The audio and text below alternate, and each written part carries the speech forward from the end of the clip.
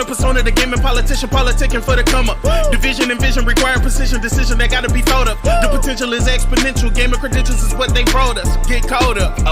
You know, Bari bring the passion when he's speaking from the heart. He the best lisp on YouTube, climbing up the charts. And when Persona speaks, he gon' tear the mic apart. Intellectually, of course, cause you know the boy's smart. They cover the news with integrity, so you know it's a must watch. Ain't no console war, just two brothers being a font. What's up, PlayStation got the Saturdays locked. And if you ain't tuning in, you missing out. Get blocked. What's up? What it is, what it do? What's up? What it is, PlayStation, what's up? Jay Bari and Persona got it locked in the tub. Saturday mornings, y'all know what's up. What it is, what it do? What's up? What it is, PlayStation, what's up? Jay Bari and Persona got it locked in the tub. Saturday mornings, y'all know what's up. Yo, listen, man. I really do appreciate everyone that always comes through to rock out with me and Bari, man, on What's Up PlayStation podcast. A podcast by fans for the fans, or by the community for the community, I should say. Listen, man. For me, man, I'm gaming with Persona. If you enjoyed listening, definitely subscribe to this YouTube channel. I'm a PlayStation fan too.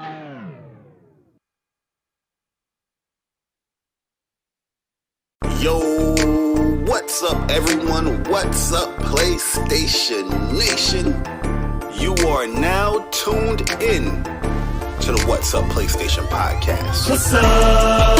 What it is, what it do? What's up? What it is, PlayStation, what's up? Jay Bari and Persona got it locked in the tub. Saturday mornings, y'all know what's up. What it is, what it do? What's up? What it is, PlayStation, what's up? Jay Bari and Persona got it locked in the tub. Saturday mornings, y'all know what's up. They don't need no introduction. You already know what you getting, and that is facts with a discussion. The greatest to bless the mic without the needless interruption. Face it, we got an anatomy like a little bite of me for a concussion.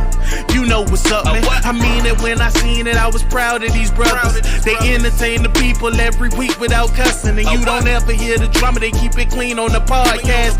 Independent duo doing it big when they broadcast. Haters need to see them doing positive things. PlayStation Nation got you, ain't it obvious, man? We pulling up every week and showing love in the chat. Unlike these other channels, these guys are showing their back. Like, what's up? What it is, what it do? What's up? What it is, PlayStation, what's up? Jay Bari and Persona got it locked in the tub. Saturday mornings, y'all know what's up. What it is, what it do? What's up? What it is, PlayStation, what's up? Jay Bari and Persona got it locked in the tub. Saturday mornings, y'all know what's up. They don't need no introduction. Persona, the gaming politician, politicking for the come up. Division and vision require precision, decision that gotta be thought up. The potential is exponential, gamer credentials is what they brought us. Get caught up. You know, Bari bring the passion when he's speaking from the heart. He the best lisp on YouTube, climbing up the charts. And when Persona speaks, he gon' tear the mic apart. Intellectually, of course, cause you know the boy's smart. They cover the news with integrity, so you know it's a must watch. Ain't no console war, just two brothers being a font. What's up, PlayStation got the Saturdays locked. And if you ain't tuning in, you missing out. Get blocked. What's up? What it is, what it do? What's up? What it is, PlayStation, what's up? Jay Bari and Persona got it locked in the tub. Saturday mornings, y'all know what's up. What it is, what it do? What's up? What it is, PlayStation, what's up? Jay Bari and Persona got it locked in the tub. Saturday mornings, y'all know what's up. Yo, listen, man. I really do appreciate everyone that always comes through to rock out with me and Bari, man, on What's Up PlayStation podcast. A podcast by fans for the fans, or by the community for the community, I should say. Listen, man. For me, man, I'm gaming with Persona. If you enjoyed listening, definitely subscribe to this YouTube channel. I'm a PlayStation fan too.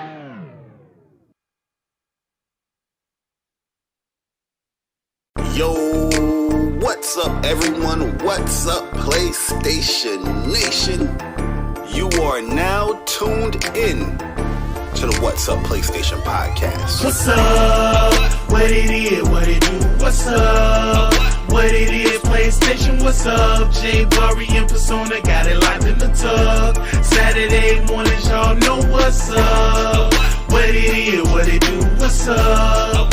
What it is, PlayStation, what's up? Jay Bari and Persona got it locked in the tug. Saturday mornings, y'all know what's up. They don't need no introduction. You already know what you're getting, and that is facts with a discussion. The greatest to bless the mic without the needless interruption. Face it, we got an anatomy like a little bite of me for a concussion. You know what's up, man. I mean it when I seen it. I was proud of these brothers. They entertain the people every week without cussing, and you don't ever hear the drama. They keep it clean on the podcast. Independent duo doing it big when they broadcast. Haters hate to see them doing positive things. PlayStation Nation got you, ain't it obvious, man? We pulling up every week and showing love in the chat. Unlike these other channels, these guys are showing their back. Like, what's up? What it is, what it do, what's up? What it is, PlayStation, what's up? Jay Bari and Persona got it locked in the tug. Saturday mornings, y'all know what's up. What it is, what it do, what's up? What it is, PlayStation, what's up? Jay Bari and Persona got it locked in the tug. Saturday mornings, y'all know what's up. They don't need no introduction. Persona, the gaming politician, politicking for the come up. Division and vision require precision, decision that gotta be thought of. The potential is exponential. Gaming credentials is what they brought us. Get caught up. You know, Bari bring the passion when he's speaking from the heart. He the best lisp on YouTube, climbing up the charts. And when Persona speaks, he gon' tear the mic apart. Intellectually, of course, cause you know the boy's smart. They cover the news with integrity, so you know it's a must watch. Ain't no console war, just two brothers being a font. What's up, PlayStation? Got the Saturdays locked. And if you ain't tuning in, you missing out. Get blocked. What's up? Wait. I'm a PlayStation fan too. I'm a PlayStation fan too. What is good, YouTube? What is good, PlayStation Nation? It is your boy Persona of Gaming with Persona and one half of the What's Up PlayStation podcast crew. And man, oh man, it feels good to be back. It's another Saturday morning of WUPS'd episode 67. Yo, we climbing in the episodes. Yo, when we get to episode 69, we got to do something kind of cool because, you know, 69 is a crazy number. But listen, man, appreciate all of you guys being here today with us, man. It's another Saturday morning, 11 a.m. Appreciate all of you waking up, you know, grabbing your coffee, grabbing your bowl of cereal, grabbing your pancakes, bacon, eggs, sausage, you know, hash brown, waffles, whatever you eating, right? Relaxing. You know, I hope we can make your Saturday morning just that much better because we got a lot of great PlayStation news that we're going to be talking about today, man. And we got an even better and very, very spicy topic and discussion that we're going to talk about, me and Bari, man. And it's really going to be a good show. So, you know, sit back, relax, definitely share the stream out if you can. And but listen, guys, WUPS'd is not just a one-person team. It's not a one-man team. It is a two-person team. And without this other individual, my brother, right? WUPS'd would not be what it is, man. The king of the Bronx, the best lisp on YouTube, Mr. Live to Inspire. Merch coming soon. My bro, Mr. Jay Bari in the building. Bari, what's good, bro? What's what? Yo, what's good, guys? What is good, YouTube? What's up, PlayStation Nation?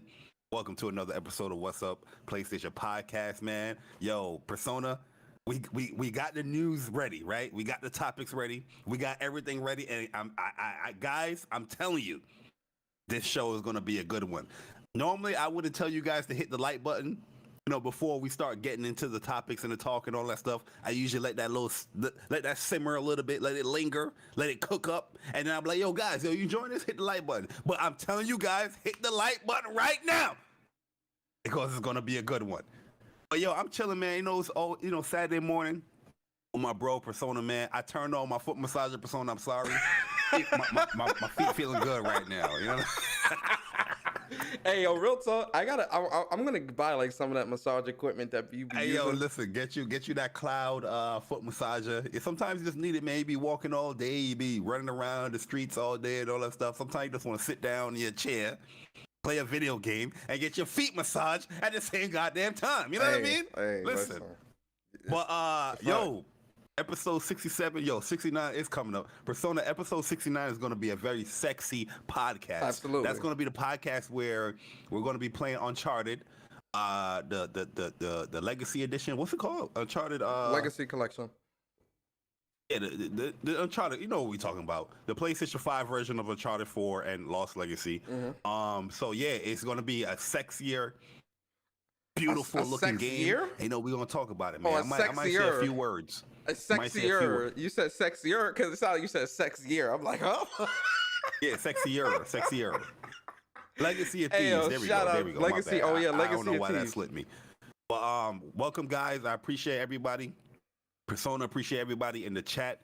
Absolutely. You know what I mean? But like I said, guys, hit the like button because looking at the outline, it's gonna be a good one, man. It's gonna be a good one. Trust me. It's gonna be a good one. But shout out to you guys in the chat, man. We appreciate you guys coming through, always showing us love for What's Up PlayStation Podcast, and we gonna hold you guys down, man. Absolutely. Also, once again, shout out to my man Sick as well with that intro. Amazing, man. SickHumorTV. Very talented. Talented brother, man. Very, very talented. How was your week, man? You know, your week was good. Yeah, my week was it was pretty good, man. It felt like it went kind of fast, to be honest with you. Yeah. Like work felt slow. But the day felt fast. Does that sound weird? I'm Nah, it makes sense. That's how I felt like this weekend. Like the work day went slow, but the actual like after work, that jump was like boom, like damn, I'm already sleeping for the next day. That shit. Yeah, How was your week, man? How was your week? I know you out here playing some games. Yes, sir. Well, yes, hopefully sir. you was playing some games. You know what I mean? You know how you go. You go on these droughts where you don't play a game for 6 months. You know. Hey, yo, man, I'm on my Twitter diet. You feel me? My week was good though, man. I think I get what you mean. The week definitely did feel like it went really quick for me. I was in the office 2 days this week too, so I think that's what made it go by a lot quicker because I was out and about, you know, in the city or whatever. Plus, you know, it's a long weekend, 3-day weekend, Martin Luther King Day on Monday, so you know we got work. You know, I'm off, so next week gonna be even quicker week. Really, I think for me though, Bari, really, I'm like just ready for February, and like really ready for those games. So like in my mind, I'm like, yo, I want this. And listen, my birthday's coming up, you know, obviously. So you know, I want that to come as well because obviously, you know, I'm you know, that's important. But also like the games, man, the games that I really, really, really want to play, they start dropping in February. So I'm like, yo, I really want that stuff to like hurry up and get here. Sifu and Horizon, and Elden Ring, and Destiny, and just that whole plethora of games. So Yo, February, we gonna cook. We gonna cook in February. Trust. absolutely, we gonna cook. That is a fact, right? So yeah, and like I always say, man, I say it every show, and it's because I mean it. I always look forward to it. Saturday morning podcast with my bro Bari. It's always a great time for us to come together, congregate, and talk gaming. Obviously, to chill with you guys and you know have some good conversations, some good laughs, right? So Bari, let's get into how we do things here, guys. And for anybody that might be new here, you guys know how we start things off with the games for the week. And man, it's been a pretty decent week for game releases. Okay, not too crazy. But so we got a ZJ the Ball Challenge 4C for the PS4. We got Battle Brothers for the PS5, PS4. We've got Boomerang Fu for the PS4. We got Cave Digger VR for the PS4. We've got Demoniasa, Demon. Hey yo, Persona, my bad, because you just glossed over this title of this beautiful game that everybody in the PlayStation Nation, I want you to go to the store and purchase it. What game? ZJ the Ball Challenge C4. This is the fourth version of this game. I mean the fourth level or whatnot. I need you guys to go to that series and buy those games. Those are easy peasy platinums. Okay. Easy platinums. I'm gonna hook you guys up with the easy platinums. I have them. I have like all the other ones too, like just sitting on my hard drive. Just, bruh, like, you gotta collect like 12 coins and then do a mini game. Yep. Platinum. Okay. I might get a couple quickies. I might try to get a couple quickies real quick before Horizon drop. Get like 10 quick platinums real quick. Pad the list. So we got Demon Nasia. Everlasting Night for PS5, PS4. We got Infinity Tanks World War II for the PS4. We got Mercenaries Rebirth Call of the Wild Links for the PS4. We've got Mushroom Wars 2 for the PS4. We've got Risk System for the PS4. We've got Shadow Man Remastered for the PS4. We've got Aerie Dreamscape for the PS4. We've got Bunny Memory for the PS4. We've got Kansei, the Second Turn HD for the PS5, PS4. And last but not least, we've got Rob. Wasn't that like an old school game, Kensei? Or Kensei? Kensai. It's Kensai. I remember. I don't remember. I think I remember like that title. Does it have like a dude with like a pole in his arm? I don't know. I don't remember. I may be thinking about a different game. Yeah, I don't remember. And then last but not least, we've got Rava and the Cyclops Curse for the PS5. Lit. I know you purchasing that. I want to hear your impressions of that next week. I ain't buy none of this this week, bro. I've been on an old school kick. But yo, Bari, so we in the spotlight portion, man. And for those that are new here and don't know, the spotlight is essentially a game that me and Bari give you guys that we think you should check out. It could be a brand new game, it could be an old game, it could be a game that hasn't even released yet, right? Or it could be a game from your childhood. The point of the spotlight is just to spotlight a game that we think the community should keep an eye on, check out, look into, right? So Bari, starting with you, man. What is your spotlight game for this week? Yo, my spot guy. I was about to say spot guy. My spotlight game for this week is Melty Blood, yo. Hey, Ayoko. You play with Ayoko? Melty Blood came out with 2 new characters, right? And yo, I gotta say, man, like typically I won't say like, yo, a certain game is hard or whatnot. But yo, I've been struggling with this game, man. Like this game, the shield mechanic is something that I struggle with the game. Like learning the combos, some of the combos isn't that bad because it's pretty much like playing Under Night and Birth.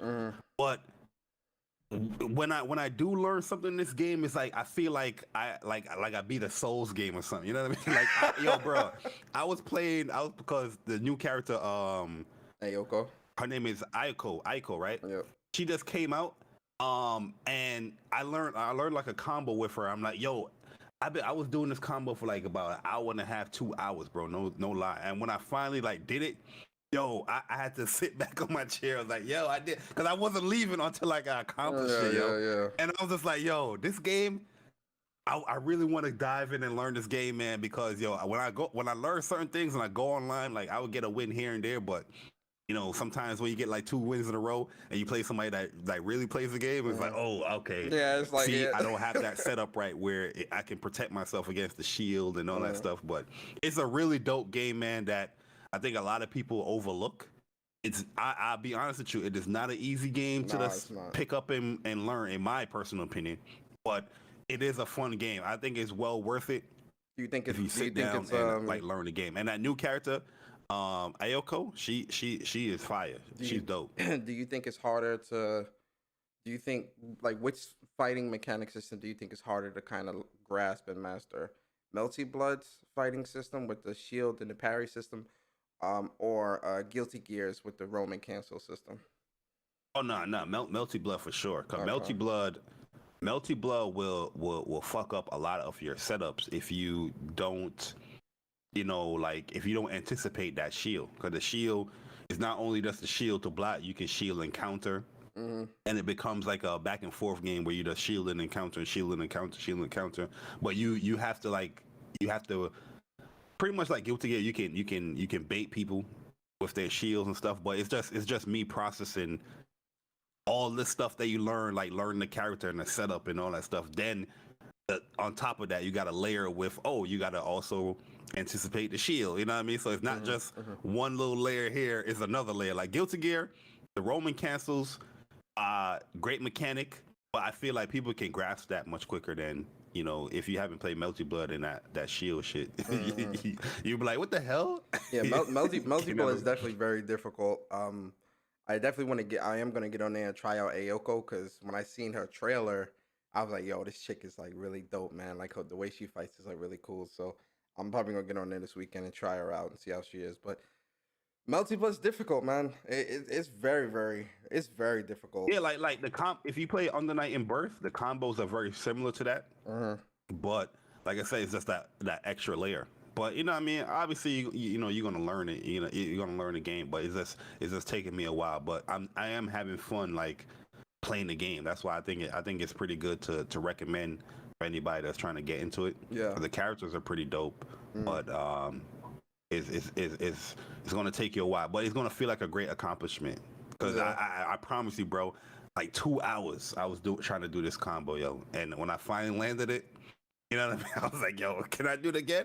But I was like, hold up, before I try to do it again, let me sit back and bask in my glory real quick. And I did this shit. I was gonna say, I had to press the share button real quick. And I was like, yo. Landing it in practice and then landing it in a real fight. Yeah, that's how you know you've truly mastered. Yeah, this wasn't like a trial combo too, because I haven't even done the trials yet. What I typically would do, like I go on Twitter and I see like top players on, all right, let me see what they doing, and I will screen record what they do, right, and then I would try to mimic it. And this one combo that I'm trying to mimic was hard as fuck. And I was like, you know what? If I can learn that, then I can go to the trial. But I'm gonna do the trials like this weekend and whatnot. Yeah, just fully learn it, but. It's a dope game, man. Dope game that people are sleeping on. And he got rollback, so the net code is pretty good. I'm surprised, Bar, you ain't break the rules this week. Ain't gonna break the rules. Oh no, I ain't gonna break the rules today, man. That was a one time. That was a one time only thing, man. That's what you do. Yeah. Nah, I ain't gonna. You're a rebel. I ain't gonna break the rules this week. We ain't breaking the rules, man. So for this week, my spotlight game for this week is it might surprise some of you guys. Spider-Man Remastered. 2018 Spider-Man Remastered for the PS5. I started my New Game Plus playthrough, and I on Ultimate difficulty, right? I started that a couple, was it like 2 days ago, the other day, and it's such an amazing, like it's just such a like 2018 Spider-Man is already an amazing game, right? But you know, playing it on the OLED, right? Fucking the 60 frames per second and all, and the 60 frames per second with the ray tracing, it's just such a beautiful game, right? And I'm just like really enjoying it all over again, like, you know, like that game's as not if I'm hard playing it though. I wish it was a little bit harder, but it's not hard. Like enemies on that difficulty is gonna hurt you way more, but it's not that hard man. to where So like you have all the gadgets and all everything, you're gonna be good to go. Yeah. So yeah, it's definitely not I love that that game to death, man. Real talk. Yeah, I love it. So I'm gonna be playing through that throughout the weekend, and get those New Game Plus trophies with the Ultimate and that New Game Plus trophy and whatnot. So you know, it's Spider-Man, man. I gotta get the remastered trophies, and that's it. I gotta get like clear the hideouts without getting hit or something like that. Yeah, that's one I'm gonna do. They added remastered trophies, and then they add like I think it's like 5 extra trophies. Yeah, so that and I'm gonna get the DLC trophies and all that. So it's well, all of the rest of them. I've completed all of the DLCs. Just, you know, get the crime trophies, the screwball trophies. I'm gonna try to get all that stuff. Yeah, the screwball and the DLC. Yeah, yeah. Trust me. I tried a couple of them when I was playing the DLC way back in the day. Man, listen. Yes, sir. Yes, sir. But yo, Spider-Man is such, Screwball, the true villain. That's a fact. Spider-Man is still such a great game, man. I just love it, and like I said, I'm like just reliving it again as if I'm playing it for the first time, and again, just with all that OLED gloriousness. I love it. Did you get used to Peter's face yet, or yeah? I've been got used to it. Nah, yeah, I'm used to it. You still ain't get used to it yet. I'm used to it because he kind of looks like Tom Holland. So, you know, after seeing, you know, No Way Home and you know, seeing Tom Holland in so many different Spider-Man movies, I'm used to it, right? And I don't mind. I don't mind like this face. It's fine. Yeah, I don't mind the face either. I know people be tripping and all that. I don't mind the previous actor as well, but the new face, I mean, it matches. You know yeah, I think so it matches. Yeah, I like it. So, and it just like, it's funny too, cause like, I'm picking up on certain things too in this playthrough. Like there was one scene with Captain Watabe. She was like, she was like, yeah, I gotta go to this policeman's ball or whatever. He's like, and Spider-Man was like, yeah, I'll come with you. She's like, oh, you will? You got a black and white suit? He goes, and I'm Yeah, like, a little Venom tidbits reference? Is that a little Venom reference? Something like, you get what I'm saying? Yeah. They're like cool little Venom references, like certain things like I'm starting to pick up in this playthrough. I'm like, damn, how did I not pick up on this, right? But yeah, Spider-Man. If you haven't played Spider-Man, the whole interaction with Watanabe and Spider-Man is amazing. Yeah, it really is.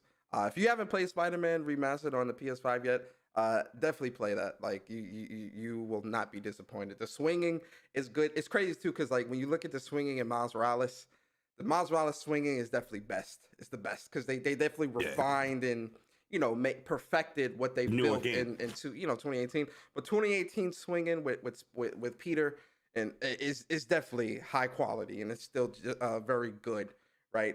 I just can't wait for Spider-Man 2. Because that swing is going to be Miles Morales swinging, and they might even refine it even more and make it even more perfect, especially with the game being built from the ground up for next gen. Oh boy, so that SSD, you're going to be swinging like you in a goddamn NASCAR game. Yeah, like what makes like Miles Morales swinging that's better is that the fact you can incorporate the things that you learn throughout the game into you just traversing throughout the world. So you can use like his all his electrical abilities to push you further or farther. I feel like in 2 they're gonna incorporate that with Peter, because remember in the first game all you do is holding square and the directional pad to do your flips and all that stuff. Yeah. But in Miles Morales you was doing those tricks and all that stuff, but you also can do your little moves as well. Man, with static shock in the air, man. You feel me? Yeah. Yo, you like, get to point A to point B. Yo, you was doing that mad quick. If you did that little leap jerk with the push with the venom jerk, I was like, easy. Yeah, you was going fast as hell, man. Especially if it was on PS5. You was doing the electric abilities into the swinging. You swinging fast. And you was incorporating that in the Miles Morales is amazing. I'm not gonna say it was slept on because people was obviously buying it and playing it. As we're gonna see this first news topic, it wasn't slept on. But man, so those are the spotlights for the week, guys. So definitely, let us know in the comments too. What's your spotlight for this week, right? So let's get into some news, Bar. We got a lot of good news to talk about, and I want to start with I think a good thing. We're gonna go back in time to 2021. Right? 2021, absolutely, man. So PlayStation, this week, PlayStation released the PlayStation Store's top downloads of 2021. Not December 2021. We're talking the entire year, right? These are the top downloads for 2021 for the whole year. So they broke it down into PS4 and PS5 games, right? And obviously USA, Canada, and EU, right? So the top 20. So for US and Canada, and I'm not surprised, but then you're going to see why this is so great, right? So top downloads of 2021 for the PlayStation Store for US was NBA 2K 22, Call of Duty Vanguard. Miles Morales was number three over Battlefield, over Madden, over everything else, even over COD Cold War. Miles Morales. People want this game. This is PS5 Yo, only, you looking at the wrong chart. No, I'm not. This is the right chart. Yeah. What are you talking about? The top downloads for the year? Hold on, I got you right here. No, watch Magic. Watch Magic real quick. This is the right one. Didn't I get the right one? Look at Magic, bro. I'm trying to tell you. Look at Magic real quick. No, these are the most downloaded for the year. You just looking at December. Because there is a December. Yeah, there is a December chart. My bad. Bari, hey, y'all see how Bari trying to get me out the paint? Like I don't know what I'm talking about. Hey, Bari, we New Yorkers. I do my research, brother. Yo, cause the way I clicked on the wrong one because you didn't have like the link, so I was like, you know what? Let me just go to the blog and the blog I think had the link December was messed one up. Yeah. So this is of all of 2021, not just the December chart, because the December chart is there as well. That released on the 10th. Hey, in the chat they said don't be. I ain't gonna say the name. Well, that was funny. That was a funny comment. I just seen it. So anyway, Miles Morales number 3, number 4 Madden, Battlefield 2042 number 5, Ratchet and Clank number 6 of the whole year. Ratchet over. Listen, I'm very happy about this. I'm very happy. Number 7, Cold War. 8, MLB 21. 9, Resident Evil Village. 10, Far Cry 6. Assassin's Creed Valhalla. FIFA 22. Among Us. Yo, what's crazy about Among Us is Among Us just came out like a month ago, did it not? Did Among Us came out like last month? For PlayStation? Yeah, for PlayStation. Yeah, the PlayStation edition. Yo, Returnal in the top 20. That's all I needed to see, man. That's all I needed to see. Absolutely. And Kana. And Kana. So we got Kana. NBA 2K21. It Takes Two. FIFA 21. Wait, what is NBA 2K21 Next Generation? That's like the single first player game. to it? No, I think that's the first game.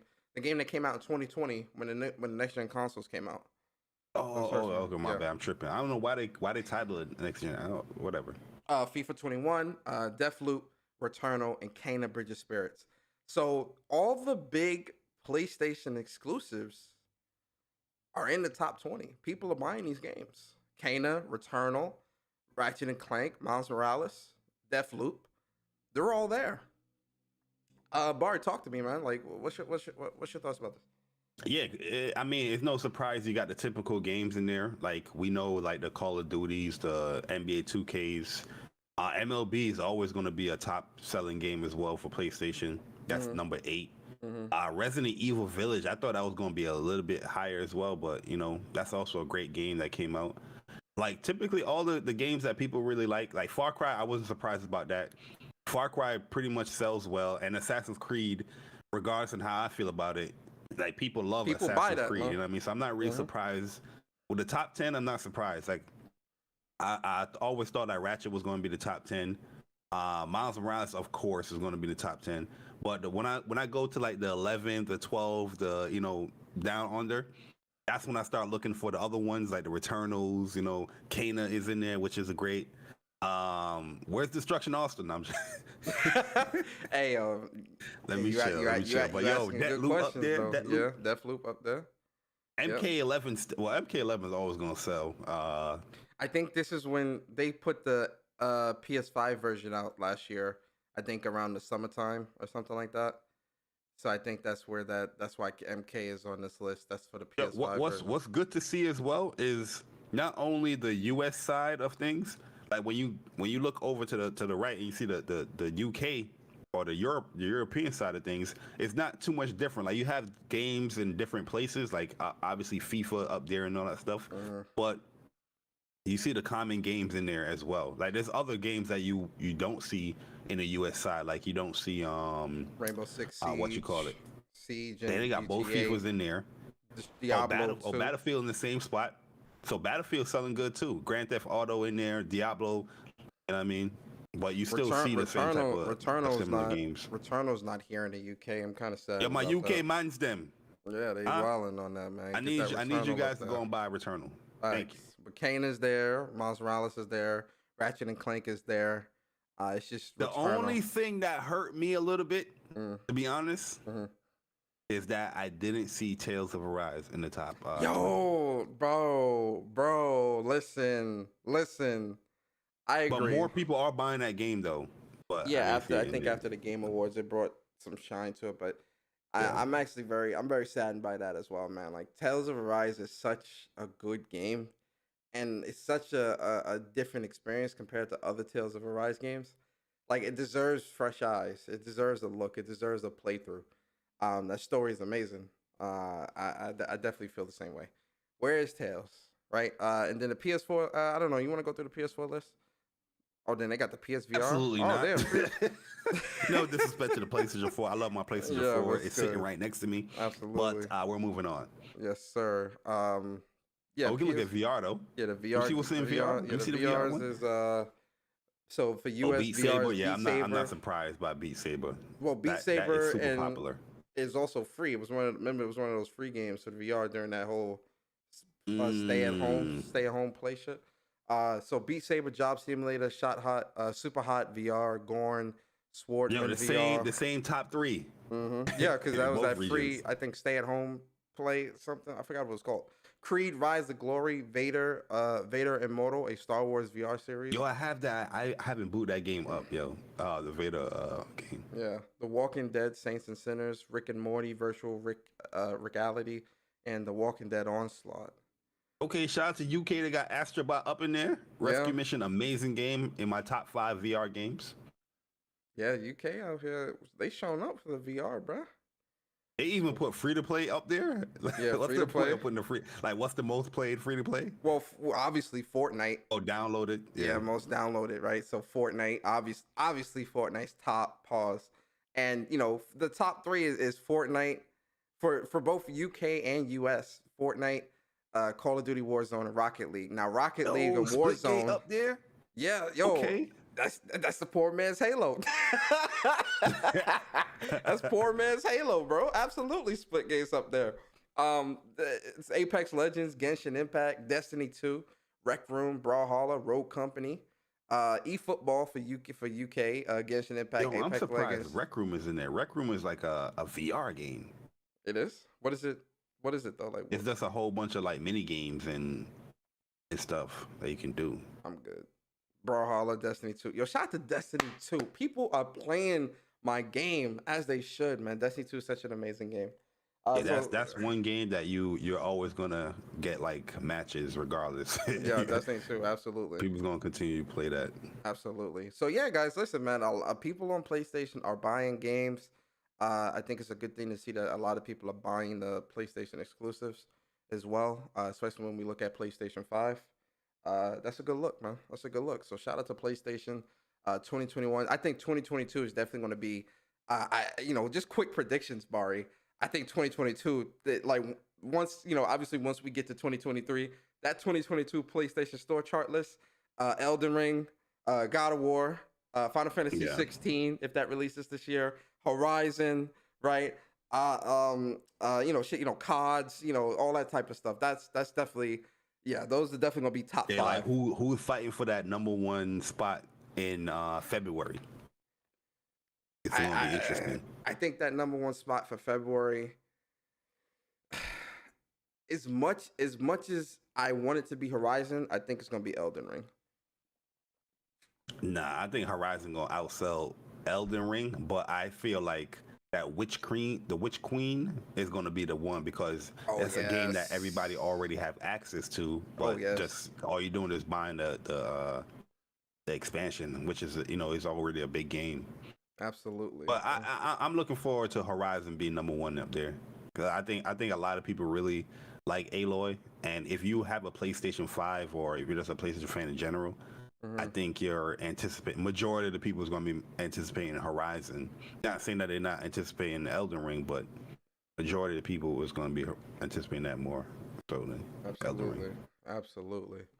All right, let's move on, man. Let's move on. So, Bari, I hope you wasn't planning on buying. Well, you don't live in the UK, but for those that do live in the UK, I hope my UK minus them. I hope he wasn't planning on buying PS Now retail cards from any of these retailers in the UK, because nope, it ain't happening.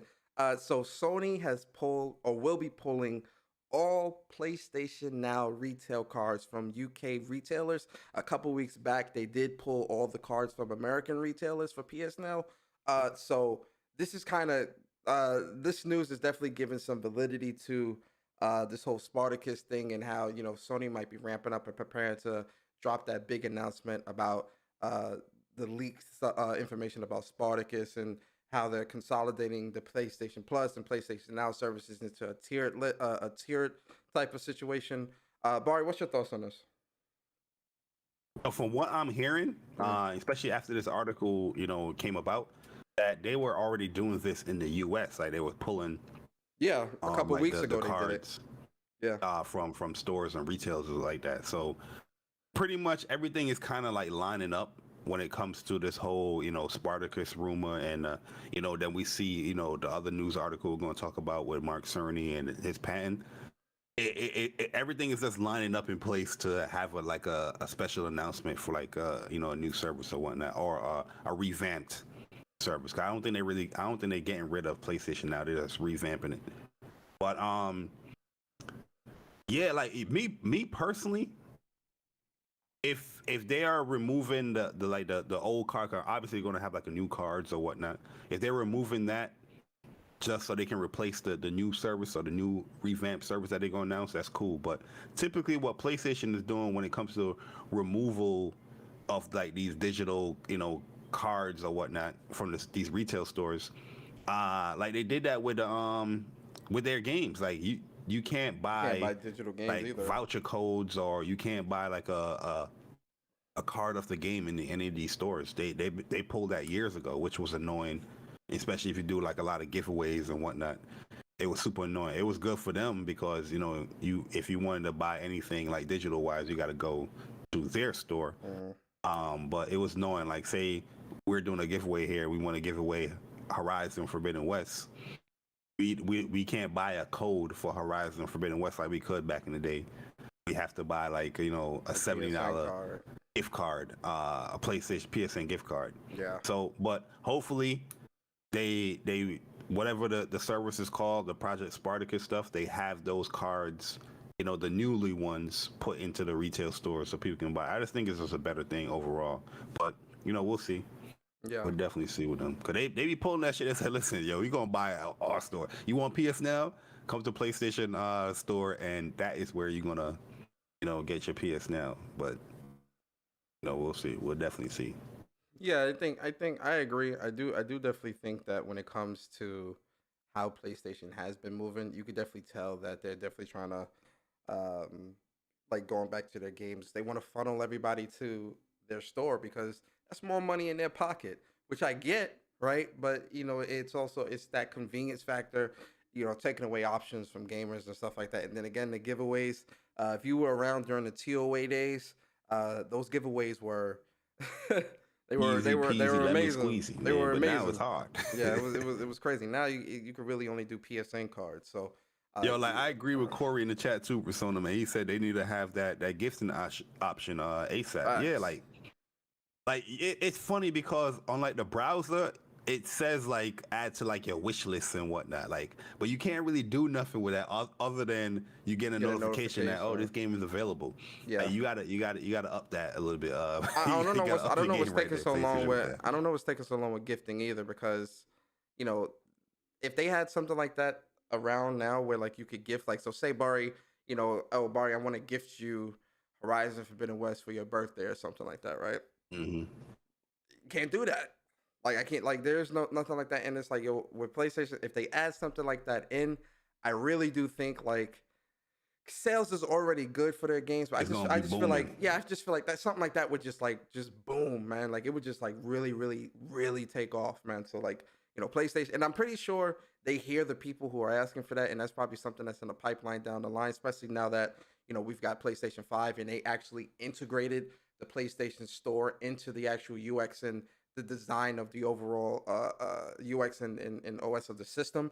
So now that it's in the store, is not a web store, it's actually integrated into the PlayStation. It might that might make that stuff easier to actually update and do.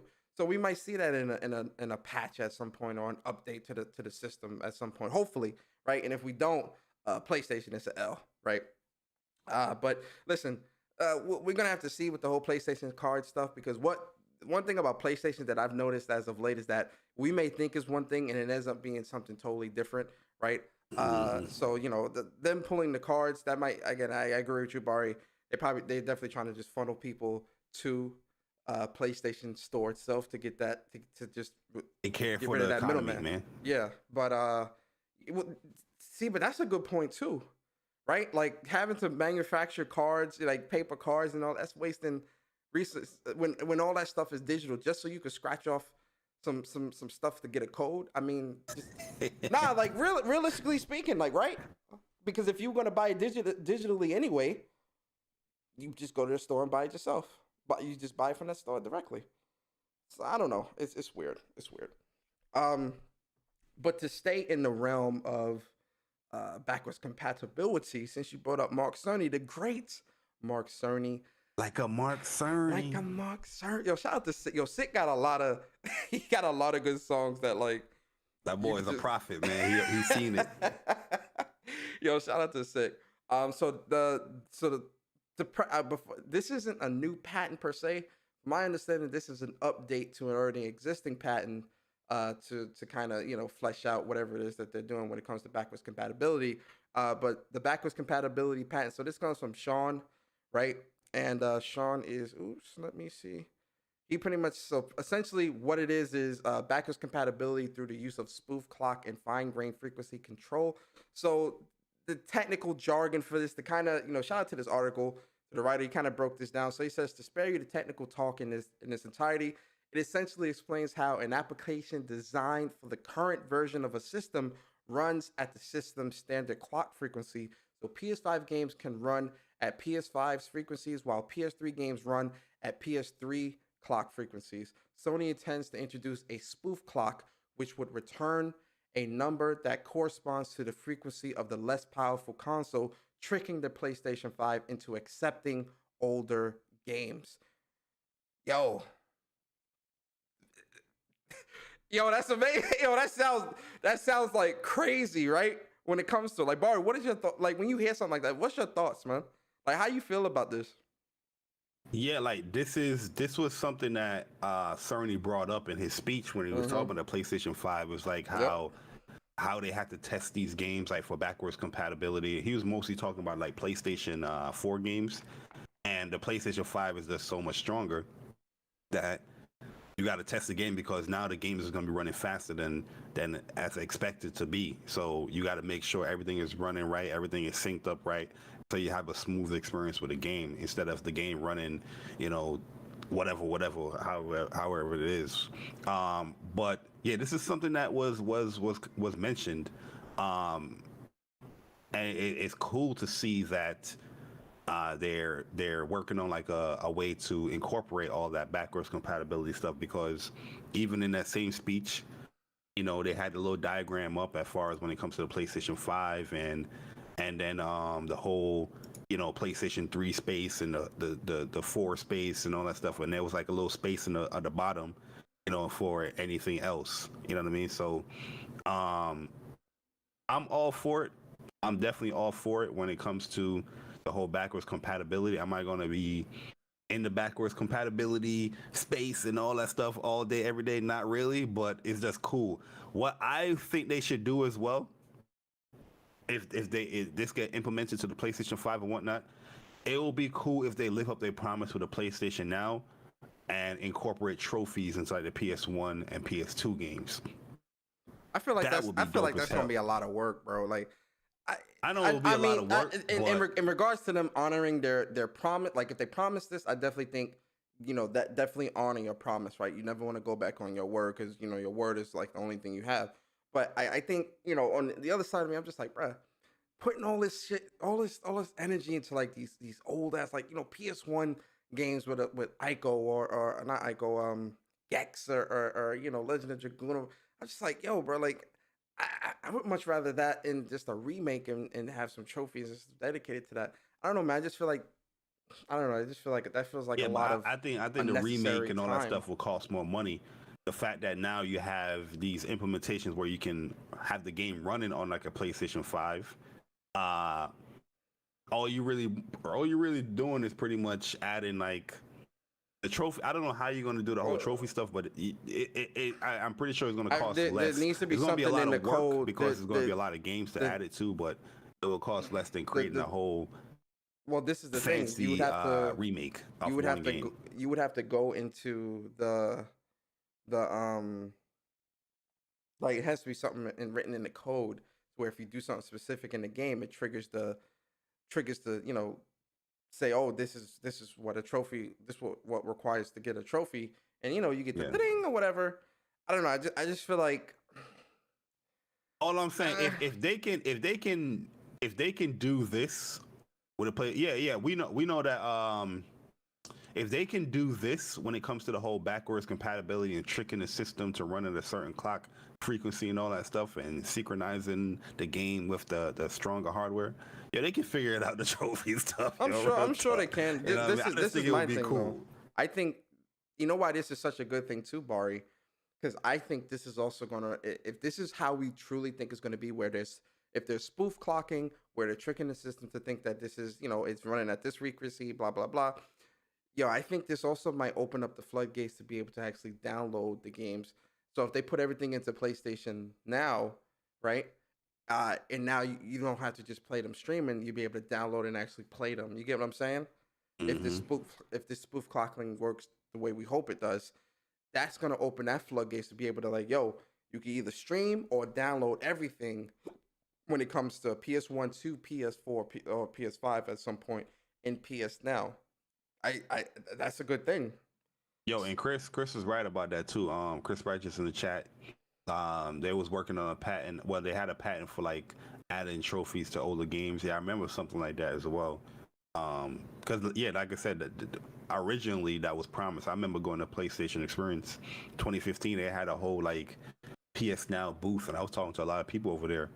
And that's what they was pitching. It was like, yeah, it's going to get better. We're going to implement more games and add more games. PlayStation 1, 2, you know what I mean? I hope, they was getting the whole trophy. Remember they had the whole PS4. Yeah, but was that something that PS2 they put? or PS4 to PS2 or PS2 to PS4 program where they added like old PlayStation 2 games and they kind of remastered those PlayStation 2 games to PlayStation 4, and those games had trophy support, like the Road Galaxies, I think they added Bully and all that stuff. Games, all those PS2 games that they had up in there, they had trophies on them.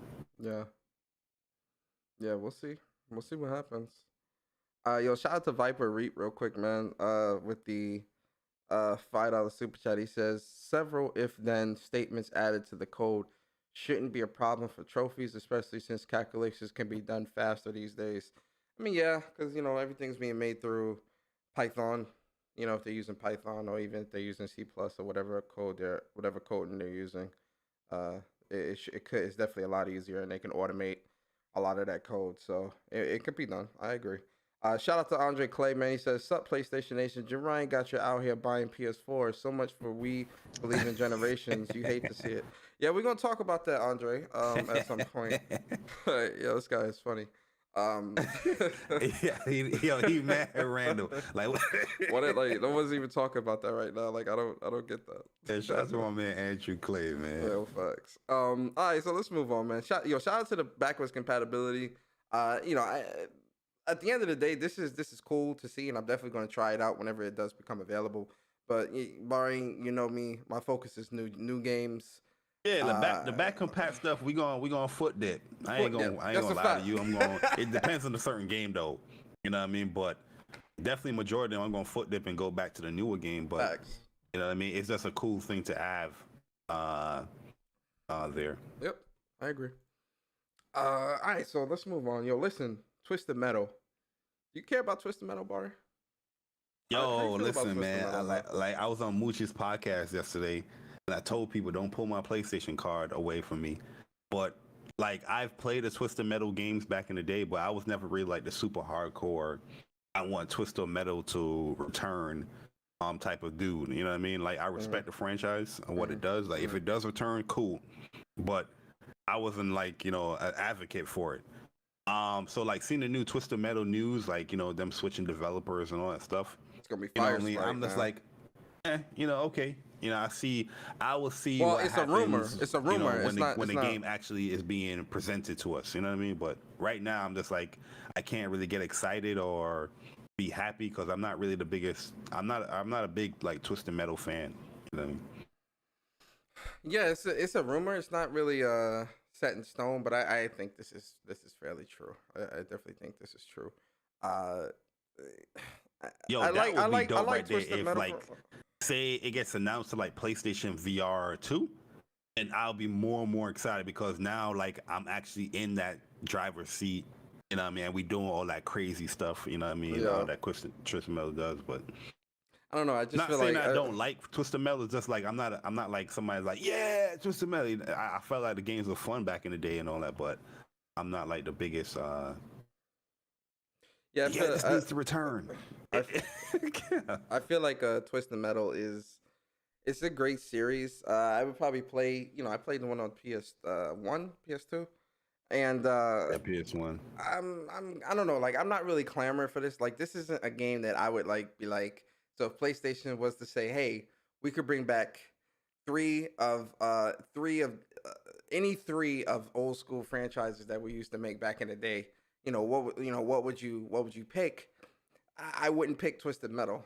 Like Twisted Metal wouldn't be in my top 3 games that I would want to see come back and get remade. Now, is it cool? Like, would I check it out if it does come back? Absolutely. Because I see the sense of bringing it back, because when you look at it, what other game out there that you have cars shooting up and destroying each other?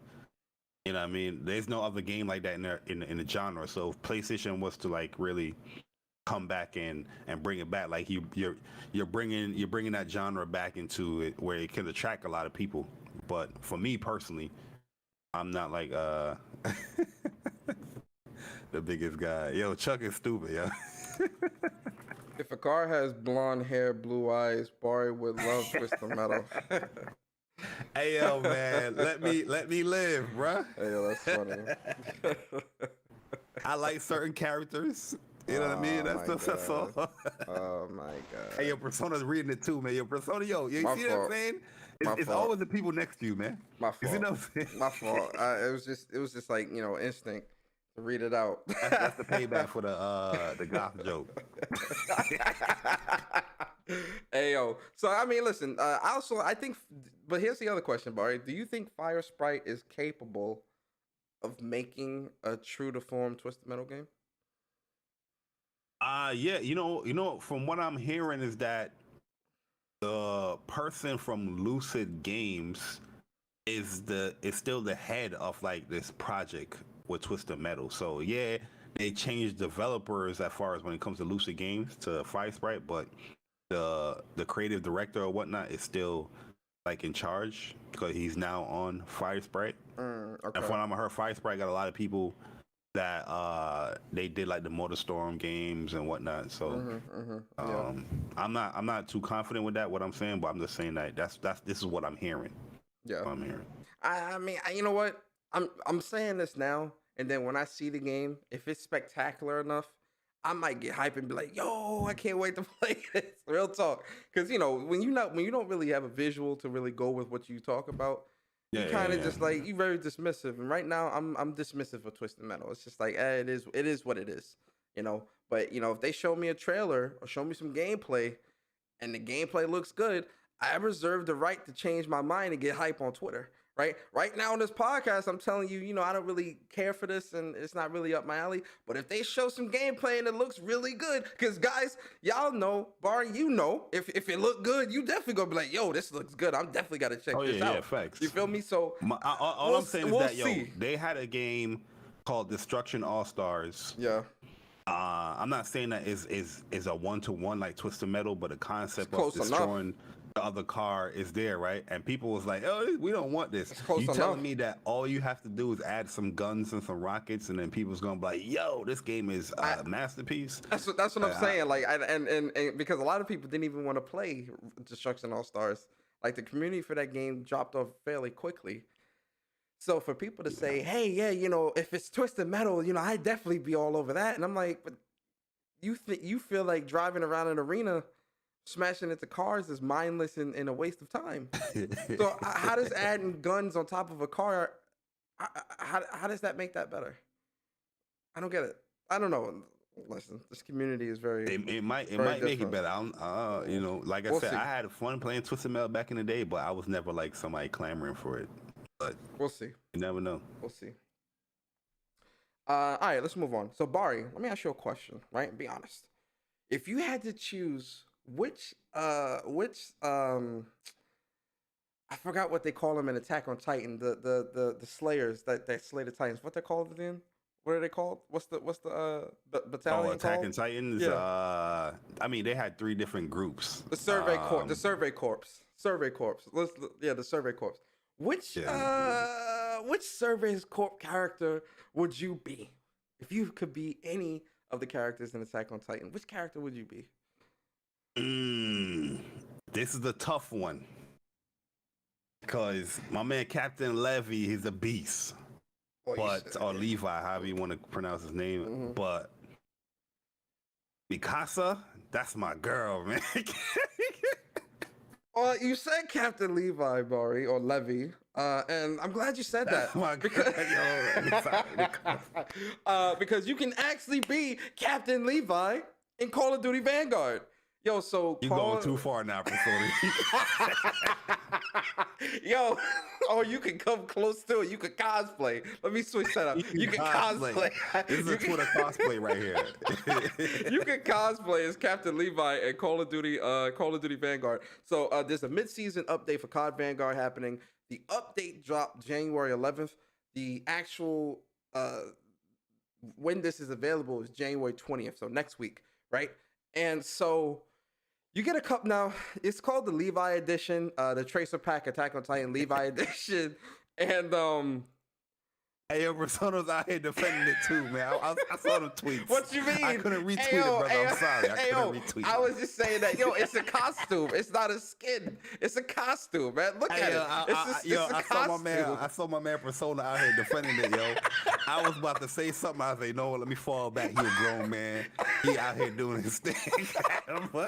Hey, yo, all I'm saying, yo. You was on that train by yourself, brother. Hey, yo, brother. All I'm trying to say is this was not meant to be like facial and all this. It's a skin. It's meant to be you get the costumes because you get all types of outfits.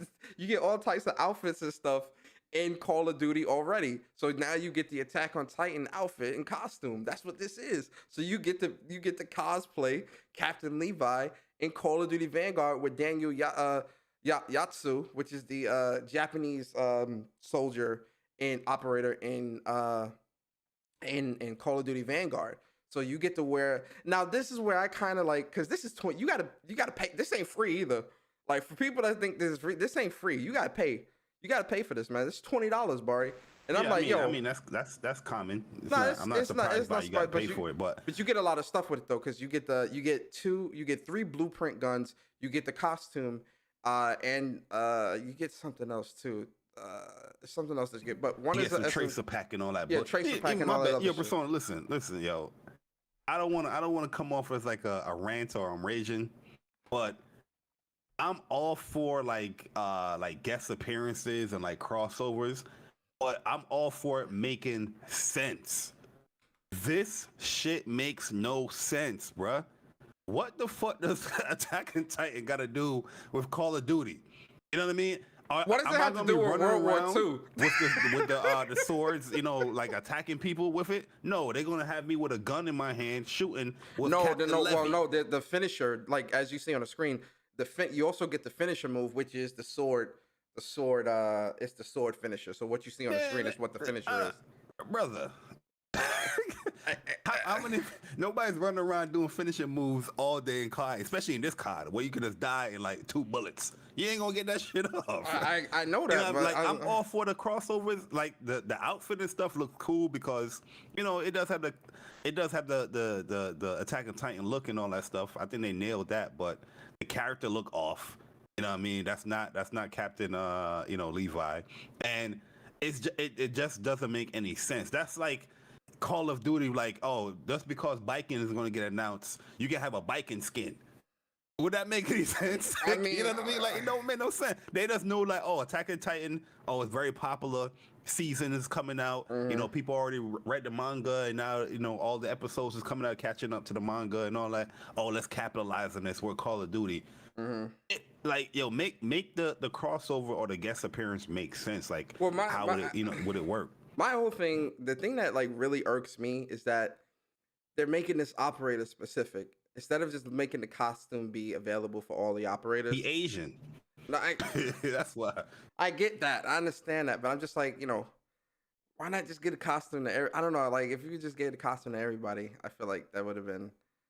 I would have like. I don't know. I would have. Trust us, guys. Me and Persona, we are DLC and these costume packs. You know, we buy these joints a lot. Oh yeah. Yo, trust me. In my opinion, it doesn't make any sense. Like, I like the look of the gun. Cause that junk look clean as hell. It's chrome. It's supposed to be like a steel chrome. I'm just finish. Like, bro, like this is something.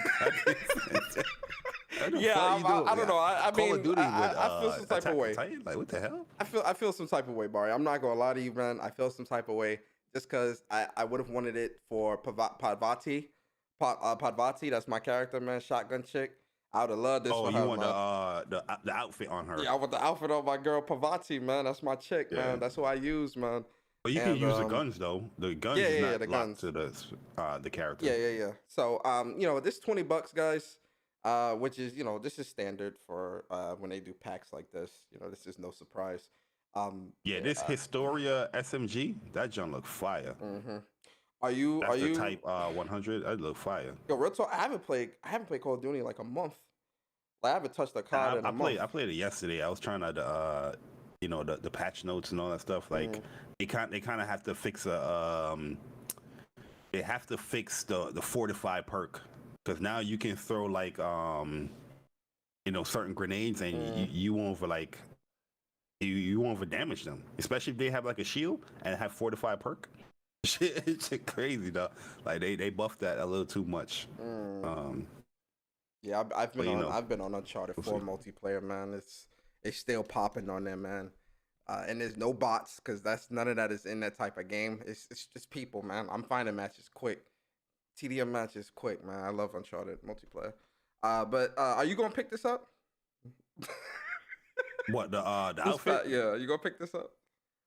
Yo, the thing is, like I said all that rant and all that stuff, man. You gonna pick it up? But I know when it comes to Call of Duty and me, I might not purchase it like day one or whatnot, but 6 months down the line, I'll be like, you know what, let me go and get this, because I like how the guns look, like the SMG and the AR. It looks good. Like, I like the clean look. I don't like the whole all this design on the guns and all that stuff. I like those clean looking guns, and that shit look clean. I'll be lying if I said this shit doesn't look like, put it on the gun when he's running with that SMG. Tell me that junk don't look clean, bruh.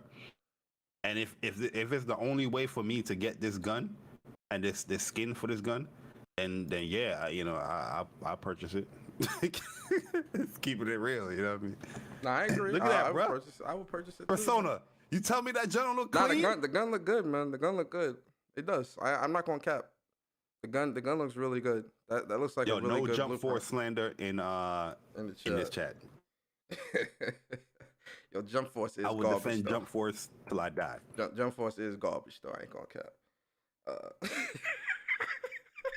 Let me stop. Let me stop. Let me stop before I start a whole nother argument in here with him, because that's boring. Exactly. Just like how I am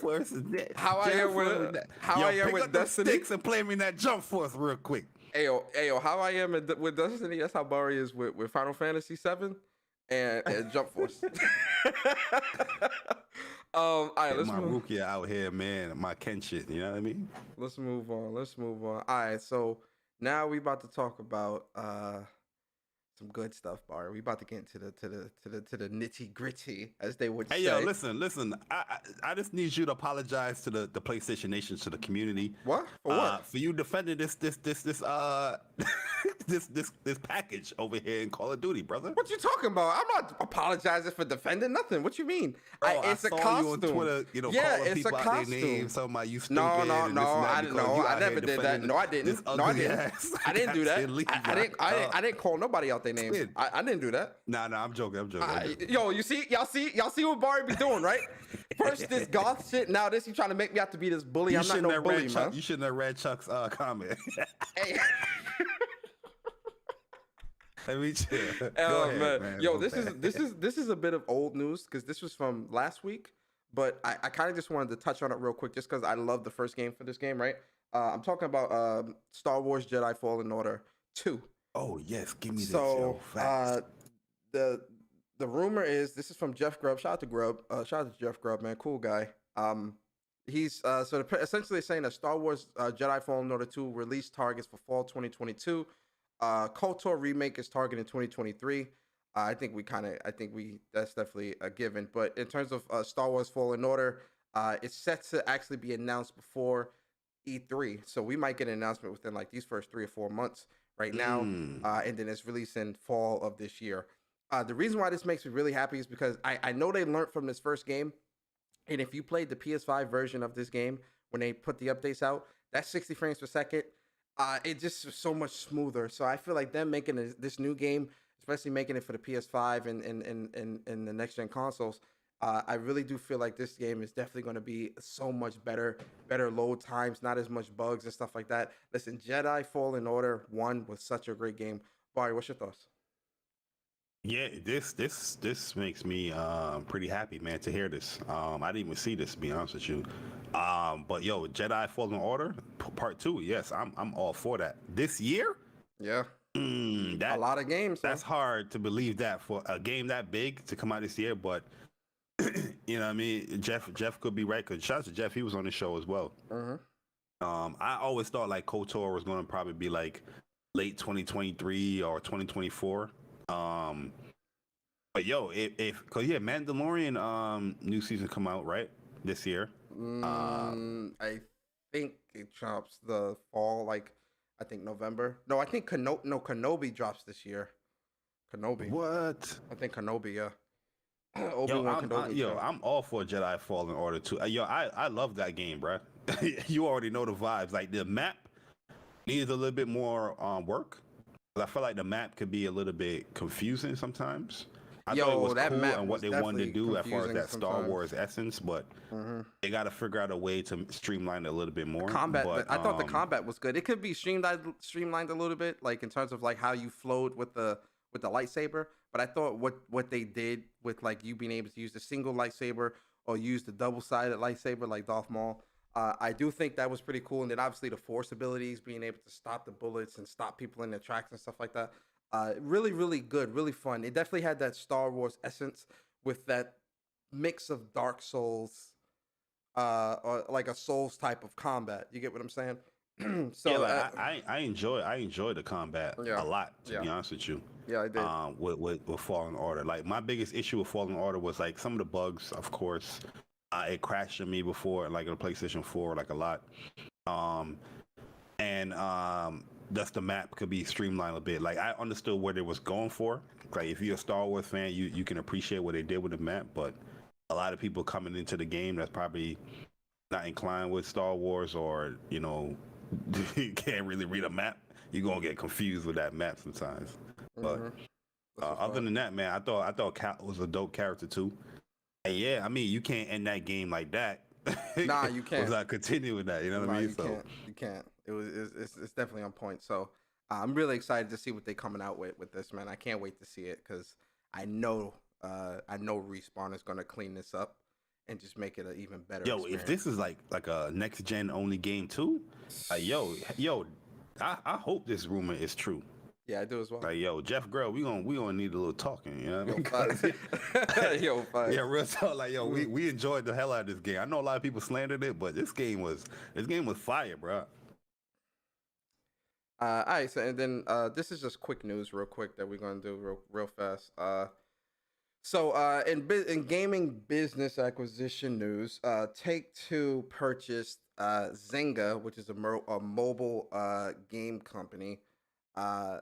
Take-Two purchases Zynga for $12.7 billion, the largest game acquisition, the largest acquisition within the gaming market to date. Right, the other largest was I think Microsoft's purchase of Bethesda for 7.5. And so Zynga's portfolio is like games like Farmville, Words with Friends, CSR Racing, Empires and Puzzles, Golf Rival, Harry Potter Puzzles and Spells, Merge Dragons, and Zynga Poker. Take-Two aims they got that Star Wars game coming out too. From Zynga? Or it probably already out. The I forgot what it's called, like Hunters or something like that. And Take-Two aims to become a leader in mobile gaming, creating mobile games based on Take-Two IPs. Bari, what's your thoughts on this, man? Take-Two spending all this money, but ain't putting out GTA 6. They ain't putting out RDR2. I knew you was gonna go there. Either you was gonna go there, or the chat was like, "Yo, where my GTA?" No GTA 6, no Bully 2, no Warriors remake. Shit that's really gonna print you money. You ain't trying to do it, man. Like, what is Take-Two doing? Talk to me, Bari. Listen, this is a huge acquisition, man. Like 12 point what billion? How much? 12.7.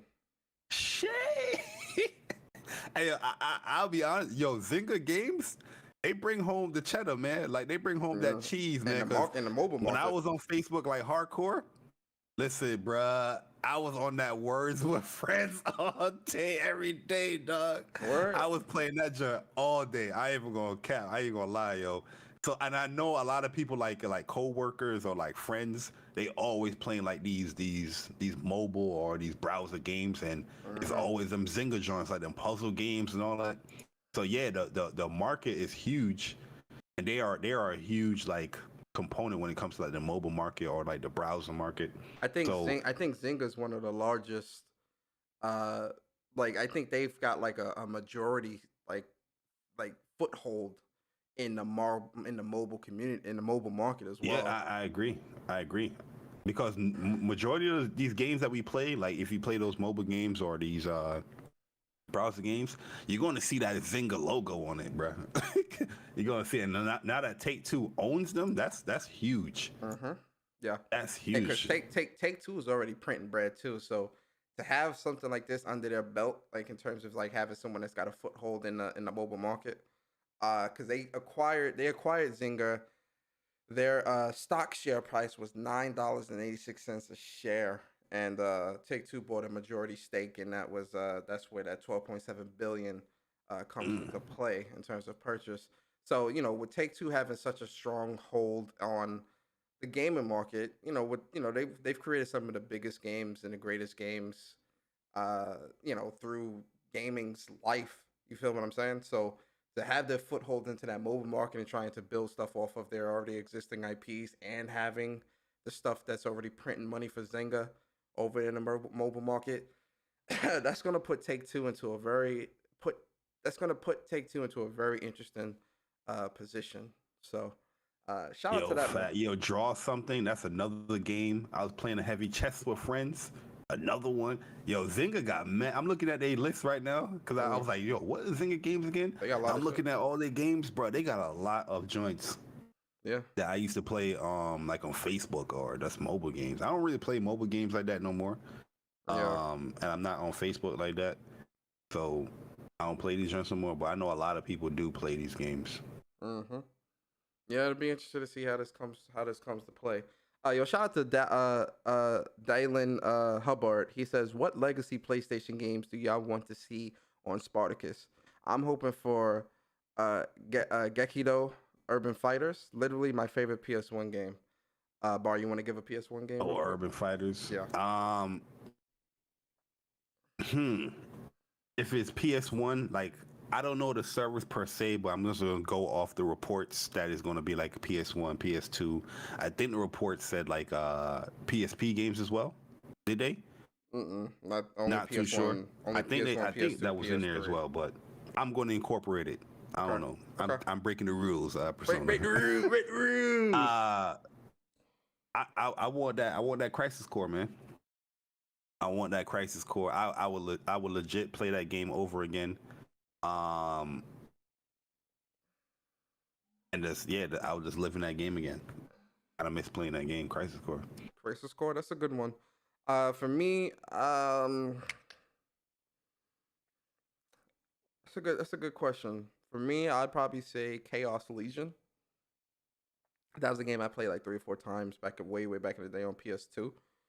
Chaos Legion. Oh, Chaos Legion is that game with the black girl in the cover, like the black chick. It's a Devil May Cry. It's a Devil May Cry. Oh, I'm thinking about a different game. I'm thinking about Chaos, Urban Chaos. Yeah, my bad. Yeah, Chaos. I know you're talking about Chaos the Legion. guy with the red hair. Yeah, I love that game. So that would definitely be a game I would love to play again. And then obviously Legend of Dragoon. Honestly, because I definitely would want to do another solid playthrough of that. And get that, and then obviously I play that game right now, bro. On my Vita, on Vita TV. I play that shit right now. I'll be honest. and then Chrono Cross, Chrono Trigger, and the Suikoden series. If I could get all those back, I would play through all those from like all of them again. So those would be the games for me. Shout out to you for the cheap super chat though. Appreciate you, Dylan. All right, man. Let's move on. Bari. Oh, we got another one. We do. From True Version. Shout out to you, True Version, man. $4.99. He says, never thought a jovial scoundrel with hold on. Let me reread this again. Hold on. Never thought a jovial scoundrel with a lisp and a macabre individual who wait, what? Hold up. Let me one more time, guys. One more time. Take 3. Take 3. individual who loves, I guess he meant who loves, yeah, okay, yeah. dark clothing and black nail polish will clash so well. Great show. Yo, y'all be making it seem like we can't read, but we reading your stuff word for word. Yo, this shit don't make no sense, man. I'm trying to like, yo, shout out to True Virgil, man. Appreciate you, bro. Yo, I like, bro. This ain't Renaissance times, like, jovial scoundrel. Like, what the fuck we talking about? Oh, you had to say with a little attitude. That yeah, said that's in the chat, a little attitude. Oh man, shout out to you, True Virgin, man. Appreciate you, bro. Never thought a jovial scoundrel with a lisp and a macabre individual who loves dark clothing and black nail polish would clash so well. Great show. I got you right there. Hey, yo, real quick, Bari, I want to ask you a question. What is a fair amount of time that you would say that you, what is the most time you put into a game? So like recent times, so let's say 2021, what, like, from recent memory, if you could think back, like, what was the amount of time that you put into a game? Like 200 hours in one game, not like a plethora of games, one game. How much time do you think you put into one game in 2021? One game, I know Black Ops Cold War, I got like over 400 hours in that game. And do you think that those 400 hours just flew by? Like, do you regret putting that 400 hours into that game? Nope. Ghost of Tsushima, over 200 hours in that game. I lived in that game. Yep. I'm glad you said that, Bari, because I put about 110 hours into Tales of Arise. I put about 400 or 500 hours into Cold War. I put 700 hours. I know your Destiny looking ugly. Yeah, my Destiny is probably at like the PS5 version of Destiny is probably like at 1,000 right now. Like, no cap. Like, my PS4 version of Destiny, PS4 version is probably at like 2,500 or something like that. I put a lot of time into Destiny. The reason why I asked you that question, Bari, is because when people tend to see some game times, they tend to get a little worried, man. They tend to get a little scared. And the reason for this, man, if we go back to a tweet that was made this week from Dying Light 2 devs, Techland, they put out something that really had a lot of people in the community second guessing supporting this game. They had a lot of people second guessing, wondering why do games need to be this long and all this other stuff. But mind you, Bari, this is the same community who says they don't want to spend $7 on games because there's not enough time. I'm sorry. I'm sorry. I lost my composure for a second. Anyway, so Dying Light 2, they put out a tweet, and there's two or three tweets that they put out. But let's start with the first tweet that kind of set everything up and kind of got everybody riled up. So they put out a tweet explaining that you could put 500 hours into game to complete the game and 534 hours to walk from Warsaw to Madrid, right? So when they saw that 500 hours to complete the game, oh my God, people were livid. People were angry. People were wondering, why am I spending this much time? That's way too much time. I miss the days of gaming where games were only 10 to 15 hours. There doesn't need to be 500 hours into a game. That's just a waste of time. I got too many other games, blah, blah, blah, right? So Dying Light, they had to come out and reiterate, note, it's about 100% completion rate. Most of the players who are in the story and side quests will be able to complete the game quicker. It will still be a solid experience though. That wasn't enough, Bari. That wasn't enough. They had to go into greater detail, Bari. They had to really break it down because in this gaming community, you can't just say this and think that everyone is going to understand, right? Because we all come from different walks of life, whatever. So they actually put an entire thing together to explain to you how this is going to work. So 20 hours is the time needed to complete the main story. 80 hours is the time needed to finish the main story and all of the side quests. 500 hours is the time needed to max out the game with all main and side quests, choices and endings, checking every place on the map, every dialogue, and finding every collectible.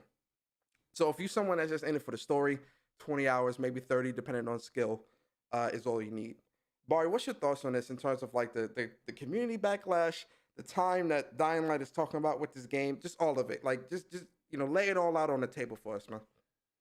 Yeah, like I'm pretty sure the devs, when they tweeted this stuff out, it was like, yeah, this is gonna be great news because we put a lot of blood, sweat, and tears in our game, and there's a lot of content there where people's not gonna complain, is this game too short, or I can't live into this game. And they thought this was gonna be great news until they saw the gamers saw that 500 hours. They was like, why are you just padding your games?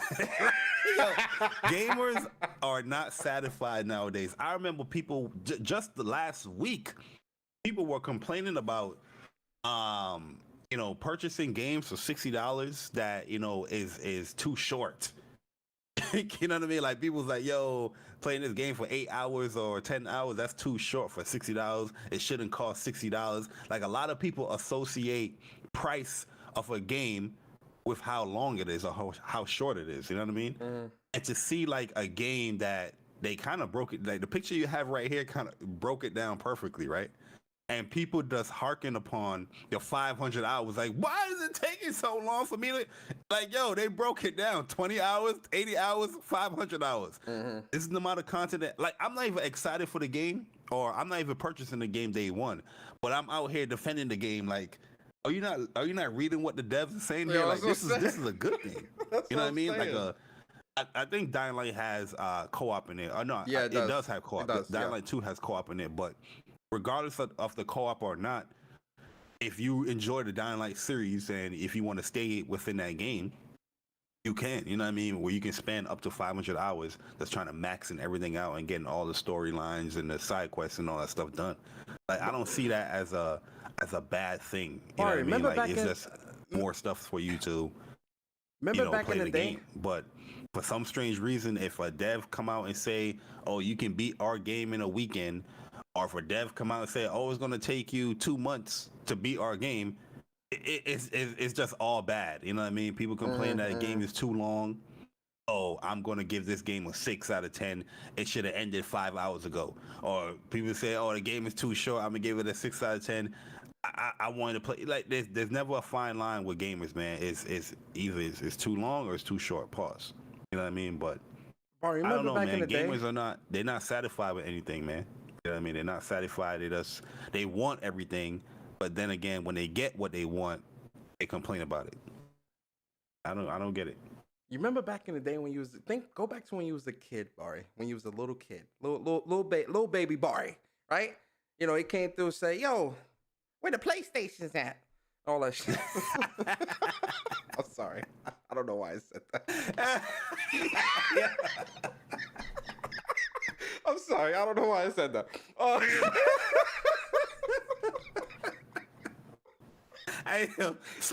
Somebody need to clip that. I'm like, where the PlayStation? Yo, you did pretty good. I'm proud of you.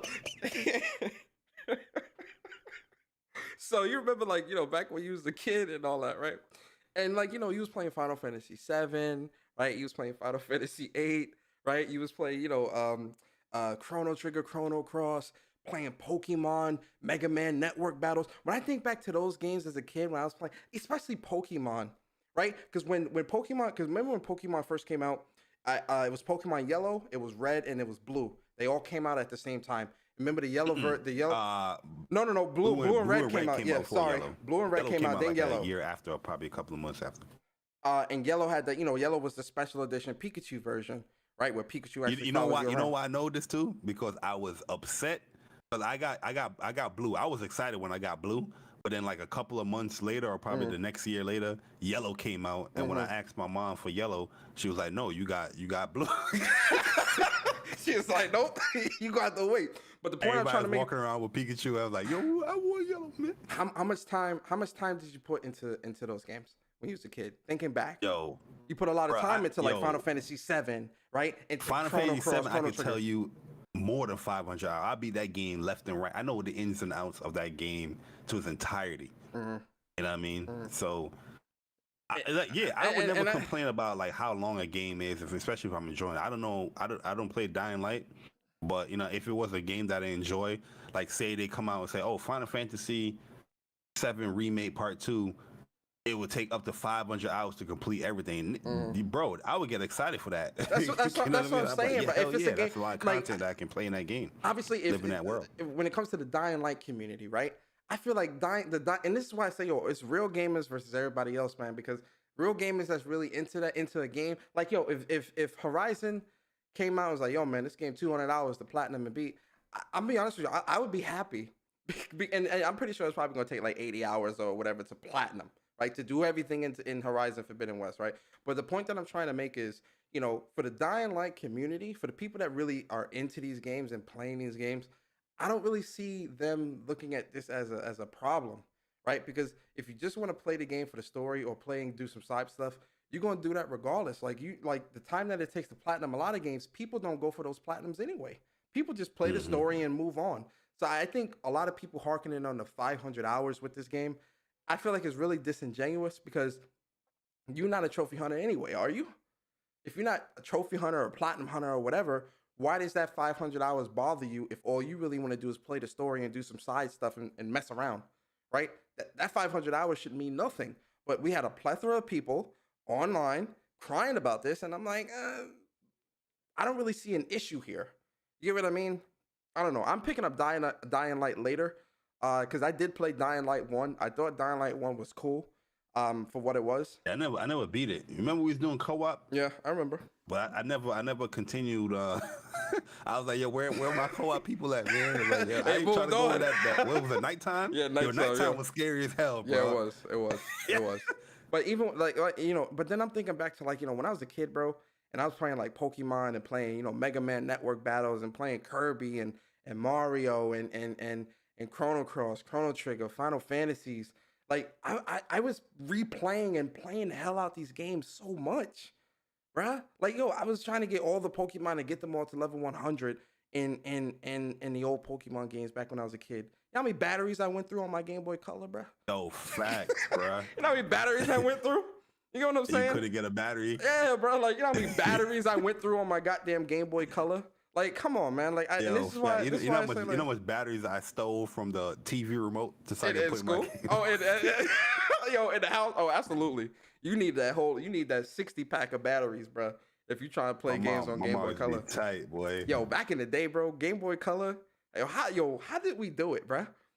Having batteries, because like if you was trying to do like some real long gaming sessions on the Game Boy Color, bro, them batteries is not lasting you past like 2-3 days. Hey, yo, Blackbeard, I do you better, man. Listen, I'm a type of dude. I'm very. What Persona always say, verifiable.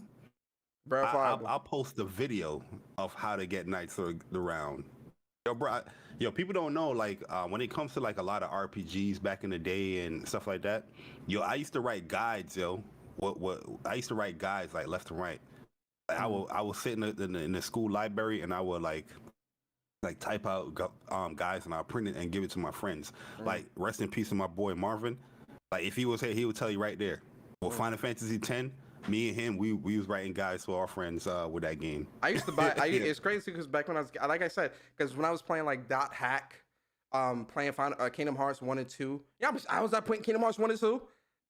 Are you kidding me, bro? Back in the day when those games, I remember when Kingdom Hearts 2 came out. Right? Remember when Kingdom Hearts 2 first came out? I had went to it was called KB. This is back when they had like EB games out here in America, and then they had like KB Toys and all that. But there was Funko Land. There was this place called Funko Land back where I used to live, where I went. That's why I went to go get my Kingdom Hearts. Remember they had that thick ass Kingdom Hearts 2 guidebook and all that. The Final Fantasy 12. When 12 first came out for PS2, I had bought the fucking guidebook and all that, and I was up all night with the guidebook playing through. Like that's what I'm trying to say, bro. Like, putting that time, like when I think back to when I was a kid doing that, I love that stuff, man. That stuff was just so much, because I'm enjoying myself. It's so much fun, and putting that amount of time into that stuff is just great. Like I just love that stuff. So I don't know, when I see hours like this, if I'm having fun, I'm not gonna notice that 500 hours anyway.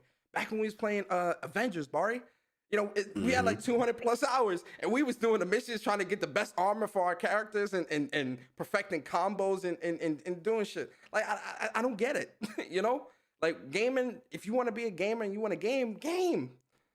Who cares what the hours? Just game. If you enjoy it, game. If you can't put that much time into it because you got family and responsibilities, I understand. Everyone can't spend hours and hours, and I get that. You play when you can. Play when you can. Yeah, that's what I'm saying. Play when you can. I don't know. I don't know. Like, yeah, I can't play a game every minute there and there, but the time when I do get to play, I'm gonna go in. Like that weekend or that week when Horizon come out, and the week after, yeah, I took that whole I got that whole week off and the week after. Yeah, I got that whole week off from the 18th to the 25th. I'm off. I'm gonna no life it. Like my goal for that week is to no life and play a whole bunch of video games. Yep. You know what I mean? Yep. I'm not ashamed of that shit. I'm not on. Only thing you're gonna be seeing me posting on Twitter is screenshots and like combos and shit, or cool things I do in all these games. Sifu, Horizon, Destiny, Witch Queen. Yo, Colin is gonna be on What's Up PlayStation podcast that weekend.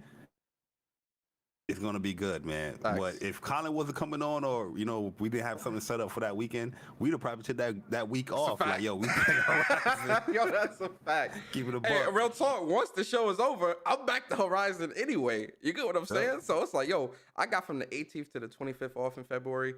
I'm gaming. I'm gaming heavy. But let's move on. We spent enough time on that. Bari, good thing you got a PS5, but if you didn't have a PS5, you could go buy a PS4, because PlayStation's still making PS4s, Bari. And that's wrong, because PlayStation said they believe in generations, and the fact they're still making PS4s, that's very wrong, and that's very misleading, right? Because they're still making the PS4s.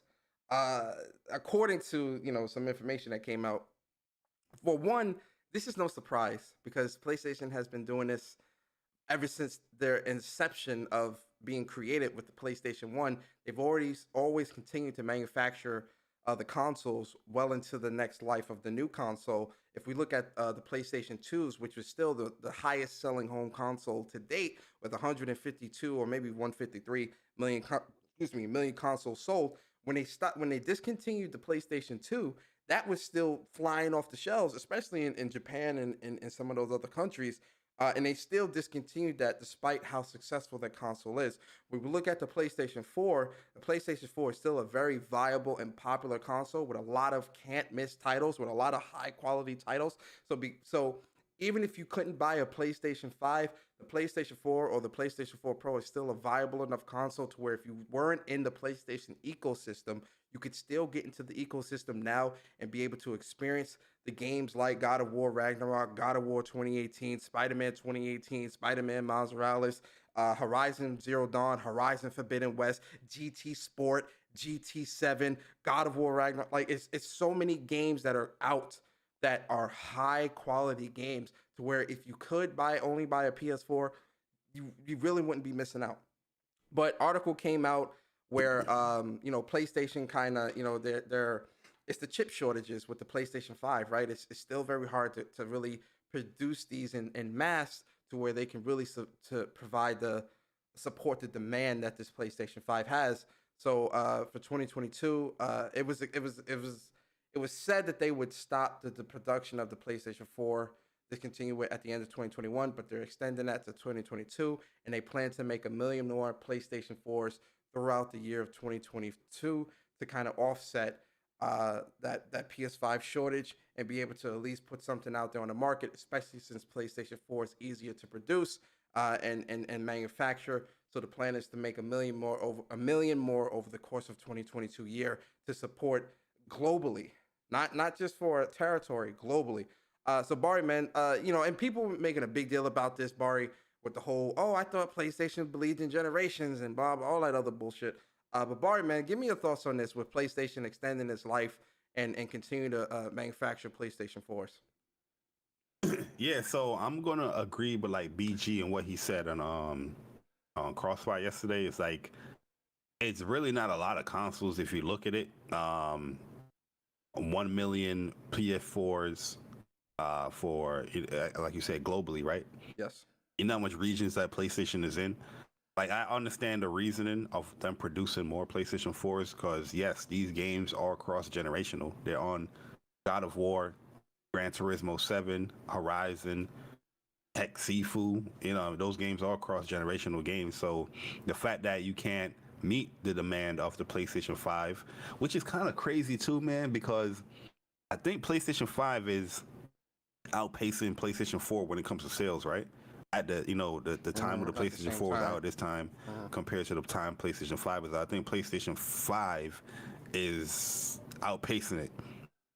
So that would the demand is so much higher.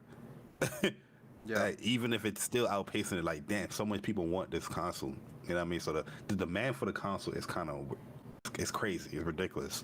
But yeah, like it makes sense as far as what they're doing, because they do have major games that's coming out, and you do want to have like PlayStations in store. So just in case that person can't get that PlayStation 5, you don't want them to go and get no Switch or no Xbox. You have a PlayStation 4 there, you know, if they don't have a PlayStation console to play these games. So I get the position that PlayStation is in to produce these. It's just the fact that, you know, we were led to believe that these games were coming out on PlayStation 5 only, you know, from last year, or no, 2020, when it came to those conferences. And then, you know, we got news that they're coming to PlayStation 4 as well. You know, people are tying that in, you know, the whole believing generations, and, you know, oh, PlayStation's still producing PlayStation 4s. Like, I thought you guys believe in generations, like, but they do, because if you watch and listen to what they're saying when it comes to these cross-generational games, they are developing, you know, for the PlayStation 5, and then they got it for the PlayStation 4. Like, you know, they treating it as like a two separate entities kind of thing. So yeah, like the PlayStation 5 version is not the same as the PlayStation 4. I'm not an advocate or a fan for like cross-generational games like that, but like I understand the reasoning for it.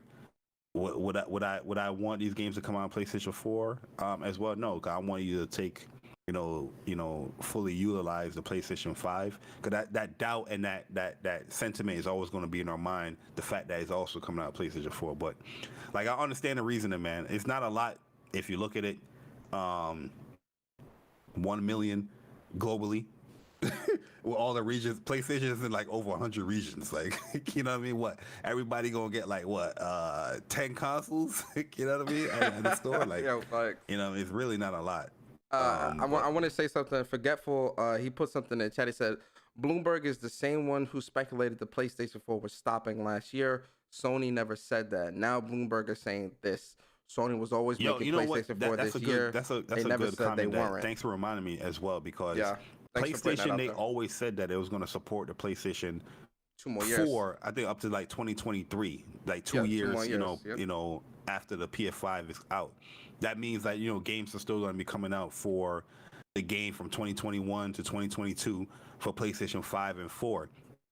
And when it comes to as far as like having the PlayStation 4 out there, we already know that it's going to be out there, and they're not discontinuing the PlayStation 4, you know, for a long time. They're always going to, you know, have that console available or supported for years. So I'm surprised how people are conflating and trying to misconstrue, you know, what PlayStation has said in the past to now, that's to fit their agenda with whatever their agenda is. Because how the hell are you gonna say something like PlayStation said they're gonna stop PlayStation 4 production when they never said that. From everything what we heard, they saying that they're gonna continue it for the next 2 years, and people was upset about that. So that's what prompted the backlash. Thank you, Forgetful Gamer, for putting that out there, man. We appreciate that. But yeah, no, that's definitely true, right? They always said that they were going to support it. So really, this news shouldn't really be a surprise to anyone that follows PlayStation news and really understands what they said they were going to be doing. So, you know, these are supposed to be. And see, here's the other thing, right? Because I seen some people saying that, oh well, if they're going to keep supporting it like this, then, you know, Spider-Man 2 and Wolverine and all that, those are going to be cross-gen. And I'm like, no, they have already explicitly came out and said these are releasing exclusively to PlayStation 5. But that's where the doubt comes in, right? Where they said the same thing with Miles Morales. Well, they didn't say exclusively, but they said, you know, they only highlighted PlayStation 5. Yeah, but they weren't where we believe that these games are coming for PlayStation 5. That's where the doubt is coming, where, oh, they said that for Gran Turismo and Horizon and Miles Morales, but now we finding out that, you know, they're cross-generational. But I don't think that Spider-Man or Wolverine is going to be cross-generational, because I just don't think they specifically announced that coming exclusively. Yeah, that's what I'm saying. They highlighted that this is PS5 only, next-gen only. Like yeah, they Godfall highlighted as well. that. Yeah. Aaron said, yeah, Godfall they did say PS5 only. Yeah, Godfall they did, and that's where I can understand where the doubts kind of coming into play. Um, we'll see. I truly think like it's like y'all know how I feel, man. Because it's time to cut the cord, man. When it comes to PlayStation, all the things that they have done for gaming and just gamers' enjoyment, people seem to not give them the benefit of the doubt. On the other platforms, the craziest news can come out, and people are like, it's no big deal. Benefit of the doubt when it comes to whatever platform. Well, PlayStation is just like nope. I'm not they have to accepting show me, prove me wrong, which I can understand, but damn. PlayStation has built I can such only a great understand that if you keep in the same energy like, across the board. Yeah, you know what I mean? Like I can only understand that if you keep in the same energy across the board. If you're not keeping the same energy across the board, you can't expect one thing from this side and not expect it from the other, because that's hypocritical. You know what I'm saying? Now, with what PlayStation is doing, I definitely do agree that their wording and the messaging has been very shaky throughout the year of 2021. They hit home with it towards the end, second half of the year, with the whole upgrade path. They put a definitive on what that meant. So if anything that's cross-gen, there'll be a $10 upgrade pathway for those people. And then obviously with the whole generations thing, especially Godfall, that I was actually surprised that was coming to PS4, because I'm just like, like damn. now, but when it comes to Gran Turismo 7, people didn't assume for that. Like God of War, people assumed that was going to be like PlayStation 5. But Gran Turismo 7, that was actually announced to be exclusive to PlayStation 5. They changed that when they announced Horizon coming to PlayStation 4, and I think it was like a month later. It was like, what, guy? No, it was the same day. That Gran Turismo is coming to PlayStation 4. They actually announced that to be a PlayStation 5 exclusive. I remember that. Yeah, and that was a lot of backlash. Yo, let me get this super chat real quick. Yo, Games for Eternity, man, appreciate you, bro. He says, real quick, people misinterpreted the words. We believe in generations. He said generations with an S, meaning both gens. Jim didn't lie, actually. Yeah, I like that. I like that. True. Very true. But all right, let's move on, man. So, Bari, let's talk about NTFs, TNTs, NFTs, whatever you call it. Right? NFTs. Let's talk about NFTs, right? Are you sold on NFTs, Bari, or do you think it's just all bullshit, like what a lot of people are saying? I am not sold on NFTs. I am still a little bit wary on it, especially when when I'm doing my research about it and hearing how detrimental it could be towards like the environment. Yeah. Just the power these servers to support these blockchains and all that stuff. Yeah, it's a lot of power. I even hear like in New York, like a lot of people, it's not really getting a lot of heat in their houses due to the fact that they have all of the power like going to support all these NFT, like the blockchains and all that stuff. Well, how would you? It's crazy because it's being powered by this thing called like Ethereum, I think it's called, and that uses up a lot of resources to power all this data that's coming in when it comes to the blockchains and all that stuff. But now, Bari, how would you feel if it was a Troy Baker NFT? Oh, nah. Yo, listen, shout out to Troy Baker though. Like, he is getting cooked. Hey, yo, the man is getting cooked. You know that meme where he's like, I ain't gonna lie. I'm getting cooked. I ain't gonna lie, man. I'm getting cooked. That's Troy Baker right now, yo. He is getting cooked right now because, like, the thing is what making it scary. Like, I don't think it was necessarily directed to gaming when he announced that, but he is a part of gaming as a voice actor, especially to a beloved, franchise and other games as well. Mm-hmm. So him fully supporting like NFTs, like for what's called voice NFTs, voice verse. You know what I mean? Like we don't want that junk. We don't want that junk lingering over here to gaming, because I truly believe that NFTs isn't beneficial towards the gamer. You know, I mean, there's nothing really beneficial to it, because I feel like if games start implementing this stuff, or these publishers start implementing this stuff, they're going to be taken away from what we originally would get from whatever they're trying to sell, and try to, you know, sell it again through like an NFT or whatnot. I don't know if you follow this YouTuber. His name is SaberSpark, right? Where he talks about like old cartoons and TV shows, and he gives their reviews on why this series died, or why Cartoon Network died, or whatnot. Just giving his opinion. Somebody sold his profile, his YouTube profile, as an NFT, and profited off of his work. What? You know what I mean? Yeah, y'all can pull it up. Yo, I'm like, they profited off of his shit. What? I'm gonna pull it up so you guys can see Yo, it that's foul. Yo, on the screen. So Troy, while he pulls that up, I'm gonna read what Troy Baker says. So Troy Baker, he said he pretty much announced that he's partnering with Voiceverse NFT to explore ways where together we might bring new tools to new creators to make new things and allow everyone a chance to own and invest in the IPs they create. We all have a story to tell. You can hate or you can create. What'll it be? And he shows like this picture of this. Who wrote this? Who drew this? Somebody did this for him. And he shows like this picture of him. Oh yeah, that's the picture that Voice NFTs have on their thing. Like the background pic, they have like a whole bunch of other people that support it. Yep. Same type of way. Yep. So he got a lot of backlash for this, right? He getting cooked. He is getting cooked. He got a lot of backlash for this.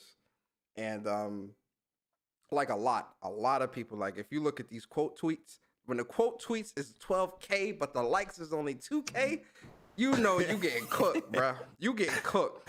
And some people probably just only liking it so other people can see what's going on, so they can, you know what I mean, comment. Yeah, like if you look through these quote tweets, yo, people, you can hate or you could create. The snide implication that a criticism levied against him and his NFT scheme is senseless, meritless hate, and that any such hate signifies one's inability or unwillingness to be creative. Like, yo, he's getting cooked in his chat and on Twitter, man.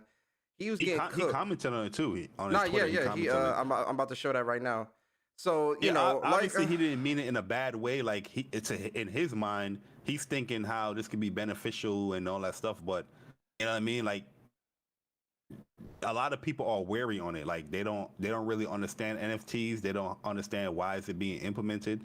Like what can it do for, you know, anyone, like per se? Because currently right now NFTs is only really benefiting like the rich, where motherfuckers is selling the first ever tweet for $3 million, or you know what I mean? Like it's not really benefiting anybody right now. So people are like concerned, or people are like, yo, what the hell are you doing? Like somebody like you that people respect is supporting something that so far majority of the consensus is that this is bad. You know, nobody wants this. Well, with that being said, you know, people's gonna, you know, cook him regardless on how he feel about it. He replied though, like he pretty much said he put out a new tweet kind of explaining, and he said, I always want to be a part of the conversation, even if sometimes that finds me in the midst of a loud one. Appreciate y'all sharing your thoughts and giving me a lot to think about. I'm just a storyteller out here trying to tell my story to whomever will hear, and hoping I can help others do the same. Sometimes it works, sometimes it doesn't. I'm grateful there are those who are passionate about their stance and not only feel safe to express that, but also have the means to do so. The hate/create part might have been a bit antagonistic. Antagonistic.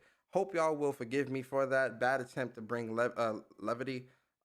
Anyway, feel free to resume the conversation or not as you please. I appreciate those with truth showing it, those with support offering it, and those with anger doing their best to express it.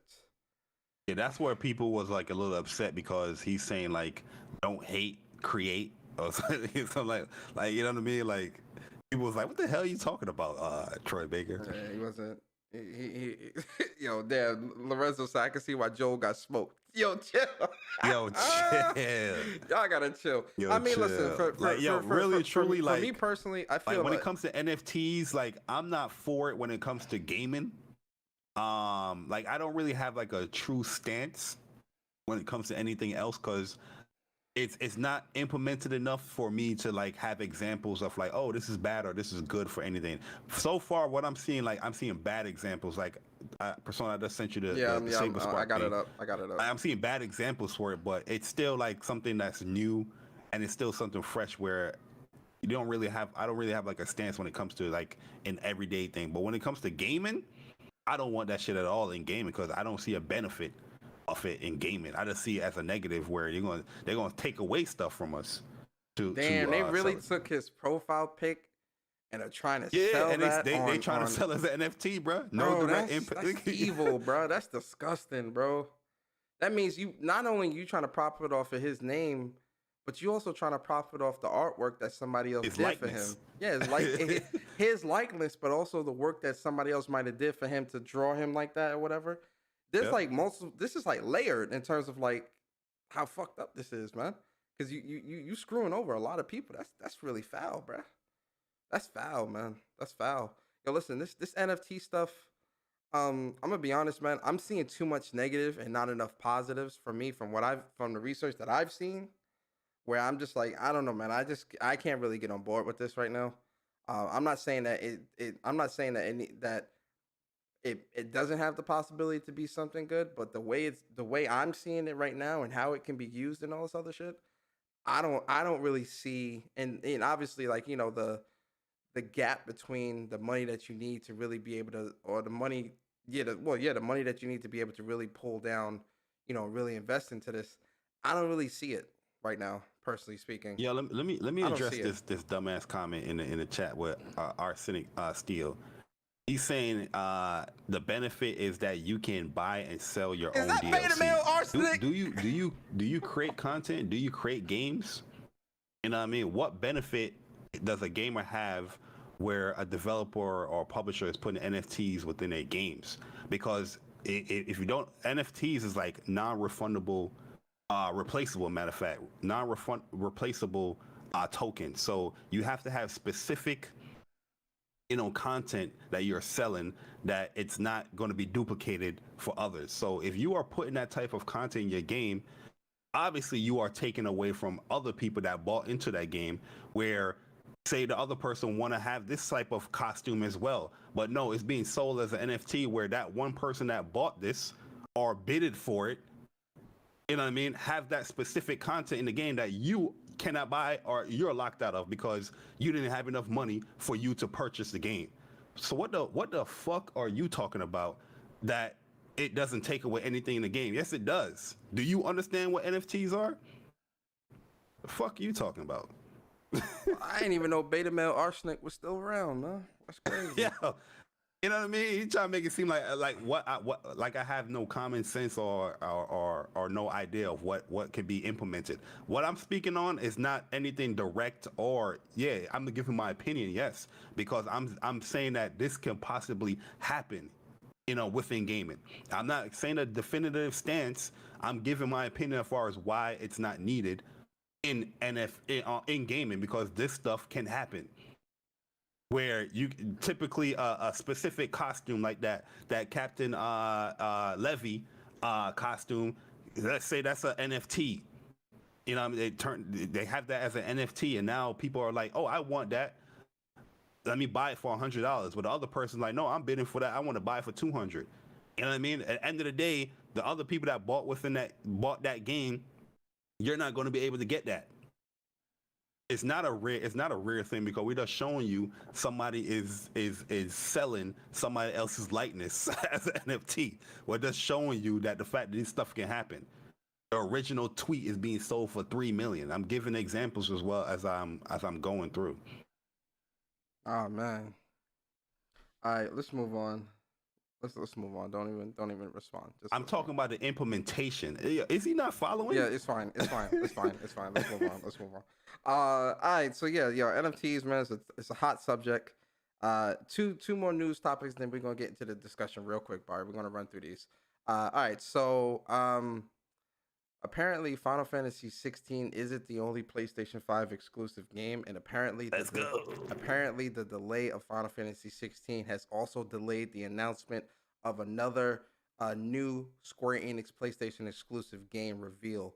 So because Square Enix got pushed back, they pushed back all because Final Fantasy 16 got pushed back, they pushed back the big reveal of another big game.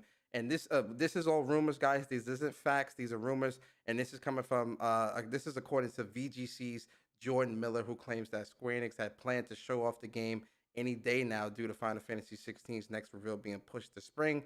It has now been delayed. He also revealed that the mystery title is not Kingdom Hearts game. So, Bari, what do you think it is? What do you think this mystery PlayStation exclusive game is? Square Enix. And they saying it's not Kingdom Hearts. That would kind of suck. The fact that Kingdom Hearts went multi-plat and now the next one would be like, oh, exclusive. That would kind of suck. Yo, that'd be. I wouldn't be upset. I wouldn't be upset. I was gonna say I wouldn't be upset either. Like, but damn, what could it be? Square, they already have deals with like Babylon Fall, Forspoken, Final Fantasy 16. What could this be, man? Probably like I want to say a remake, but that would be kind of like cop out. I'm not sure if it was what a it would be. If it's would nothing related to Kingdom Hearts, Final Fantasy, the other game, Stranger in Paradise, that's going to be multi-plat. Yeah, and that's multi. I don't know. I don't know. I can't really place it right now. I don't know. Like, whatever it is, it might be a new IP as well or something like that. Could be a new IP. It could be another Final Fantasy game. Or it could be Dragon Quest 12. I would like to see another world of Final Fantasy. I know that was like a timed exclusive thing before it came to other platforms or PlayStation. I love that. That was my game of the year in 2016. It's probably Dragon Quest 12. No cap. It might be Dragon Quest 12.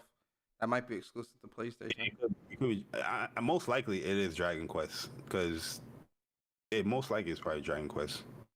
Yeah, I think it might be. And these things aren't like lock up exclusive. These are like time exclusive for like a year or something like that. We'll see. It's just a rumor, so we'll see what happens.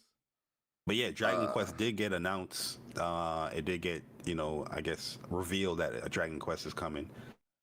We haven't heard anything from that for about a year now, so it could be that.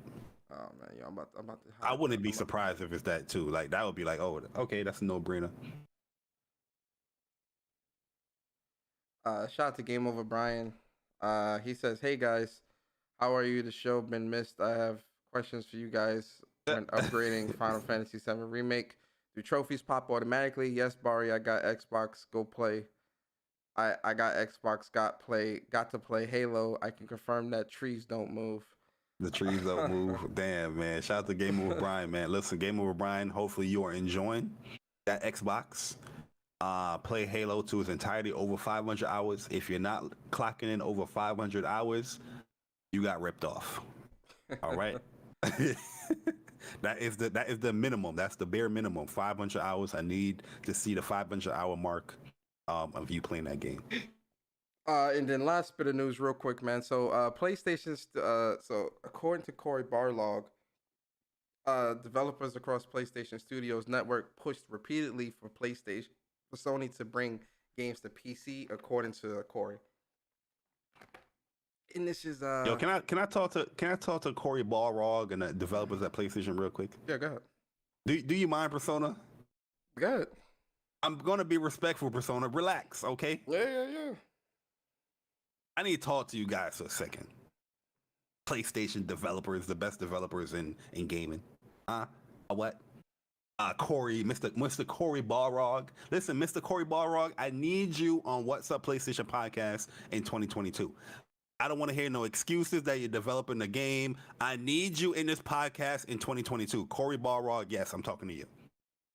Now let me continue. I understand the PC push now. You know what I mean? I understand the PC push of you trying to, gather people up to the PlayStation community or the PlayStation ecosystem. But if you are pushing for PC like this, where is my PlayStation 5 versions of these games? Oh, shit. Cory Barlog, where is my PlayStation 5 version, native version of God of War on that PlayStation 5? Respect my time. I got a wife and kids. This is the PS Nation. This is not the PC Nation. It's the PlayStation Nation. If I you're have gonna no push experience for all these PC games, and you got developers wanting to say, "Hey, we want to put it on PC." Okay, cool. But put those same games. I want a PlayStation 5 native version of those games. I find it hard to believe that PlayStation sat down and only thought about the PC side of wanting to attract people over here when you have all these people demanding a PlayStation 5, all these new people that got a PlayStation 5, and they can't play the best version of God of War. But this is great for gamers. They can't play the best version of Days Gone. But this is great for gamers. They can't play the best version of Horizon. But this is great for gamers. Like, what is going on here, man? If you're gonna if you're gonna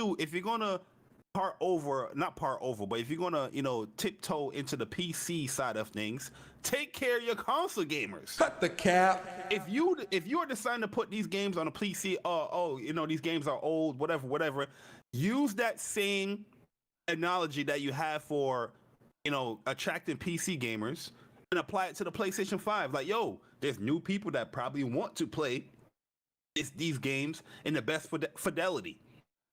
You know what I mean? You just got a new console. You just hearing God of War went over to PC and everybody loves it. Ultra wide, this and that. But you have this new console here and you can't play this game in this high fidelity. We got a nice 60 frames per second patch, which is cool. I'm grateful for that. But come on, if you're going to have it on the other platform like PC, take care of your console gamers as well. Cut the cap. That's all I got to say, man. I know people's going to take what I said and like, oh, you're being ungrateful. Oh, you're being insensitive. No, I bought a $500, $400 console, next-gen console, and I would love to see these games in its highest fidelity, just like you're putting over there on PC as well. But this is great for gamers. It's that simple. It's gonna cost you more. Yes, that's the cards you dealt when you wanted to go over to the PC. Because the console gamers now that is loving console gaming and that's in your ecosystem, buying your games left and right day one, is going to want to see these games be upgraded as well. We want to see God of War. God of War Ragnarok is coming out for PlayStation 5 and PlayStation 4 soon. But the people that haven't played God of War, that is new to PlayStation, probably want to play the best fidelity of that game on the new console that they bought. Apply that same mentality to PlayStation 5, man. Cut the cap. You know what I mean? Hey, yo, man, that was great. Hey, yo, we haven't had a Bari rant on WUPS'd in a long time, and boy, oh boy, was that great to hear. No, yeah, like these comments like that, what I'm reading in the article, like, yeah, listen, you're the developer, you create the game, you do what you do, but I'm just saying, like, yo, there's people that want to play your game, at the console that, you guys support the most, or quote-unquote support the most, they want to play those games in that fidelity as well, and the PS5 can handle it. Yep. They can do it. We see it with Death Stranding. Yep. We did it with that. Yep. That PS5 native edition was amazing. It looks amazing. It runs amazing. You know what I mean? So why Horizon haven't had a PlayStation 5 native update yet? God of War, Days Gone. You're putting these games on PC. The console side of things, you're going to push people away from the console side of things because regardless of how old the game is, it don't matter like how old the game is. Like right now, there's probably people that on the console side of thing, Persona, saw that God of War is on PC. It's like, you know what? I want to boot up God of War again and replay that. But out here, we playing in a 60 frames per second, 1440p or 1080p version of the game. Yeah. You know what I mean? Meanwhile, you're playing it on a PlayStation 5 that can support the game in much higher fidelity and lighting and everything, but we don't have that option. The PC does. And the PC ain't with a platform that they fully support. Yeah. Yeah, you're right. I'm sorry, man. PlayStation, I love you, but you need to get that together, in my personal opinion. How do I follow up after that, ladies and gentlemen? I can't even. This is my thoughts. thoughts. I mean, Bari said a lot of what I was gonna say. I can't follow up after that, Bari. Like you stole the show. That's the mic drop. So I'm not even gonna disrespect your monologue by even replying, because you've said you've spoken. But this is great for gamers. You have spoken. And a lot of what I was gonna say. But this is great for gamers. That button fast as hell to do that. Yeah. So listen, you said a lot of what I was gonna say, so I'm not even gonna follow up. Like But what's the name? NBA Dreams. It's not just about the checkerboard and the 60 frames. It's about like having a native version of that where the textures are better, the lighting is a lot of things that apply to it. It's not just the resolution and frames. It's the foliage, you want a native version because that's the fidelity of the game. The graphical portion of the game is going to look much, much better, like how it is on PC. Yeah. Okay. Well, like I said, Bari said a lot of what I was going to say, so I'm not even going to reply. Bari, he said Corey was coming to the podcast until now. Listen, we're going to hit up Corey Barra. We're going to hopefully get him on here. Corey coming through. And we're going to talk about it, man. But obviously we're going to talk about more than just, our rants and our thoughts on that. But, it's just... Absolutely. All right, man, let's get into the topic, man, into the discussion. A lot of good news this week, guys. We about to get into the discussion portion of the show. And I had two questions here. I don't know if I want to talk about the second thing. I'll see I'll see, because it has to do with the whole how you feel, Bari, the whole Frost G4 situation. You want to talk about that? As more information keep revealing itself when it comes to this whole Frosk stuff, like I'm all for the message as far as the rant that she had in the G4 video. Yeah. Like I'm not against that stuff. I don't think sexism should belong in like gaming or whatnot, especially we evolve from that now, you know what I mean? Like this like whole male chauvinist attitude and all that stuff, we evolve from that now, you know what I mean? Like I see female gamers or just gamers, female YouTubers, commentators, just YouTubers. You know what I mean? They just it is what it is, you know what I mean? They're not, oh, you're a female gamer. No, you're a gamer, you know what I mean? That's what it is. But so I'm in total agreement with her message as far as what she was trying to convey. But I have to say, I felt like there was some ignorance. There was some objectivity as well, because she was against the whole objectifying, females. But within that rant, you was also objectifying, past female, hosts and stuff like that for G4. Bringing up Morgan Webb and Olivia Munn, like those individuals were beautiful. People loved them for whatever reason, but also they were very knowledgeable on gaming. Like people knew them for their gaming as well. You know what I mean? Everybody, I had the biggest crush on Olivia Munn. I love that female to death, but it's not only the looks. You know what I mean? Where I was like, oh, I'm watching Olivia Munn and Attack of the Show. She knew her shit. You know what I mean? Like she was on point when it comes to the topics that she knows. Like when it comes to gaming. I'm not saying that she's the greatest gamer at all, but especially like Morgan Webb. Morgan Webb was a gamer. Yeah, she was. I don't give a damn if she was taking pictures in her bikini and all that stuff. That female was a gamer. You knew she had passion about gaming from her reviews. Just how the way she talked in XPlay with Adam Sessler. Like she was a gamer.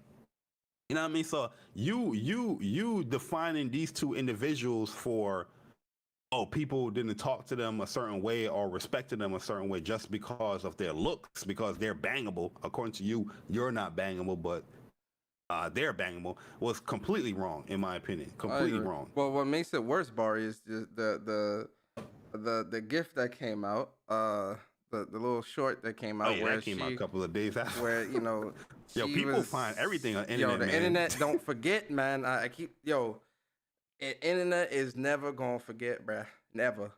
And so a video came out where she was pretending to grab another guy's behind on the show.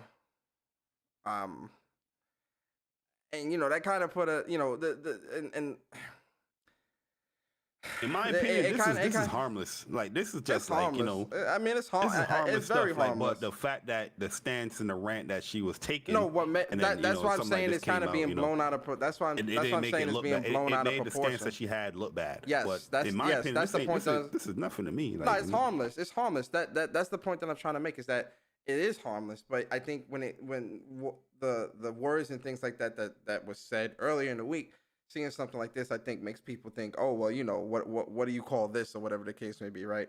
But I think when it comes to the message is heard loud and clear.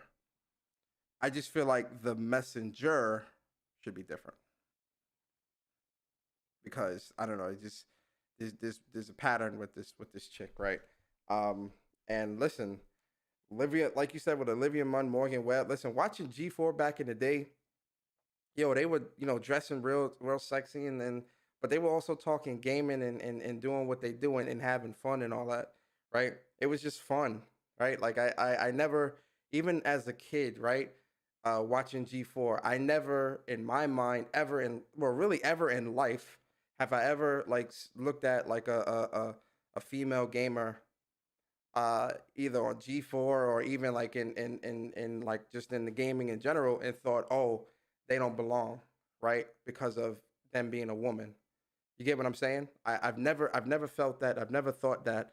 And I just feel like when it comes to a lot of people who think that way, that's that bigoted shit where they try to hide behind the guise of it being gaming. I mean, that's really just how they view women or the world in general. That stuff is fucked up, and that message is heard loud and clear. You understand? I want to make that abundantly clear, that message of sexism and that message of what people are going through and the objectification and things like that, that some women are subjected to.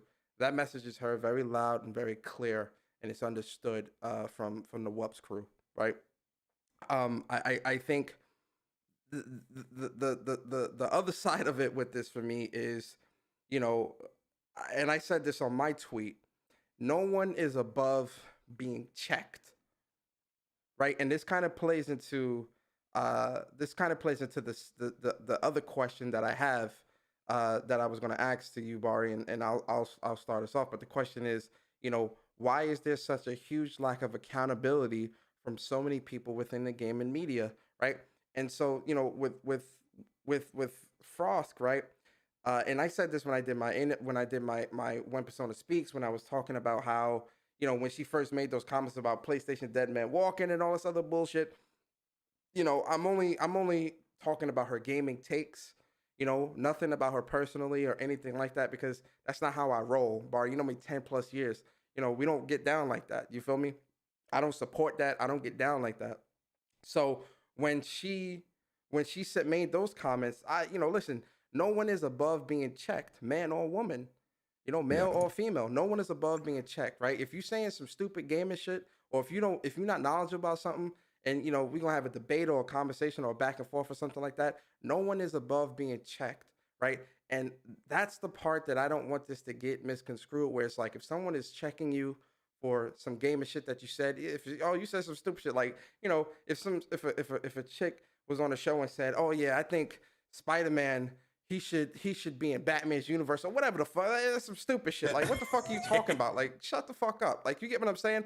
And I'm not saying that because you're a woman. I'm saying that because that's just some genuine stupid shit. How many times have we called out dudes and gone back and forth gaming wise with dudes in this community that say stupid shit on a daily basis, right? Debating and correcting people and stuff like that. Women that are in this community, right? You're gamers just like me and Bari, like just like everyone, right? You're not a woman gamer, you're a gamer, just like us. We all are gamers, right? So if we're gonna have this conversation and interact with each other, I don't want it, I personally don't look at it as, oh, this is a woman gamer, so because she's a woman, I need to walk on eggshells. No, if we gaming or we gamers and we having a discussion and you say some stupid shit, or something like that, I'm like, yo, shorty, you, what the fuck are you talking about?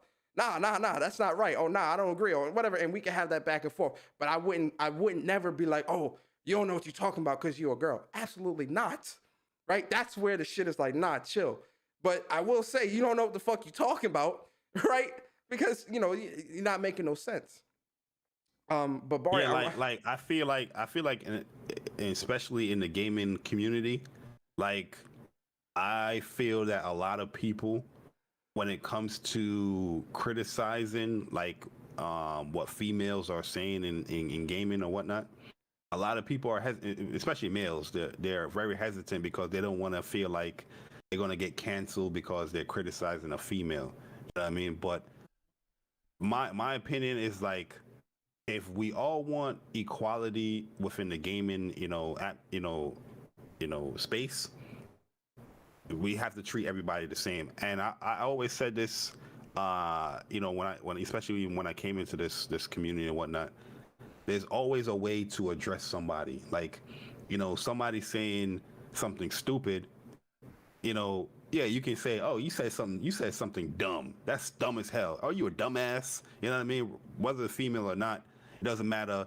That person will probably take that a certain way. But you can always you can say the same thing as far as like, oh, that you just said something dumb in a different way where somebody's not offended. Like, what you just said doesn't really apply with any facts. I'm just making something up. You know what I mean? But it's the same. It's the same result as saying that you didn't make any sense of what you're saying. But instead of saying you're a fucking dumbass, you know what I mean? There's a right way to say, or a different way to say, where it doesn't feel like somebody's being attacked or whatnot. But I'm in complete agreement with you. Like, whether you're male or female, like, I treat you the same. And if I'm criticizing you, I'm going to criticize you the same. But I'm like, as far as like getting my opinions out there, but I will cater to how people feel. Like, if I know somebody's sensitive, I'm not going to say something how I would say to you. Like, you know what I mean? There's times where I would say to you, I'll be very blunt with what I mean or what I want to say. But that same opinion, or being blunt, or that same opinion I would have with somebody else, I wouldn't say that same way how I will address you with it. If you get, I know I'm no, I get what you're saying. No, I get what you're saying. Yeah, no, it makes sense. And even, just to kind of, move on to the second question of, accountability within game media and games journalism, right?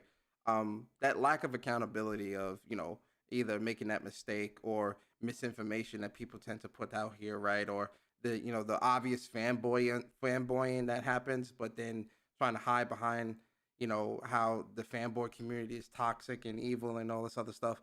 There's a very large lack of accountability when it comes to games media, even when it comes to their own biases that they know that they have, but they still are within this type of profession trying to provide an impartial and balanced opinion on something that clearly they're biased on.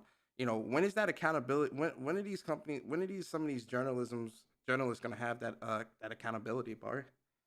Yeah, I feel a lot of people lack that. You know what I mean? Where they want to take that accountability, because in this day and age, a lot of people are sensitive, where they get their feelings hurt really, really quick. And rather than taking accountability for what you are saying and the information that you're putting out, especially if it's wrong or if it's like somebody's criticizing it like in a certain manner, people would result to using these phrases like, racism or you just hate me because I'm a female or whatnot. And I'm not talking about the comments of, there are crazy people that are sexist out there. You know what I mean? Don't get it twisted. There's a lot of weirdos in gaming that don't know how to communicate with people, that don't know how to convey, their thoughts properly, or they are sensitive themselves, where somebody says something, they get triggered. So I'm not negating that fact at all. I'm just talking about the common sense talk, you know what I mean? Where people have like a proper criticism towards somebody. People don't like that, man. So they want to have a scapegoat, or they want to hide from it.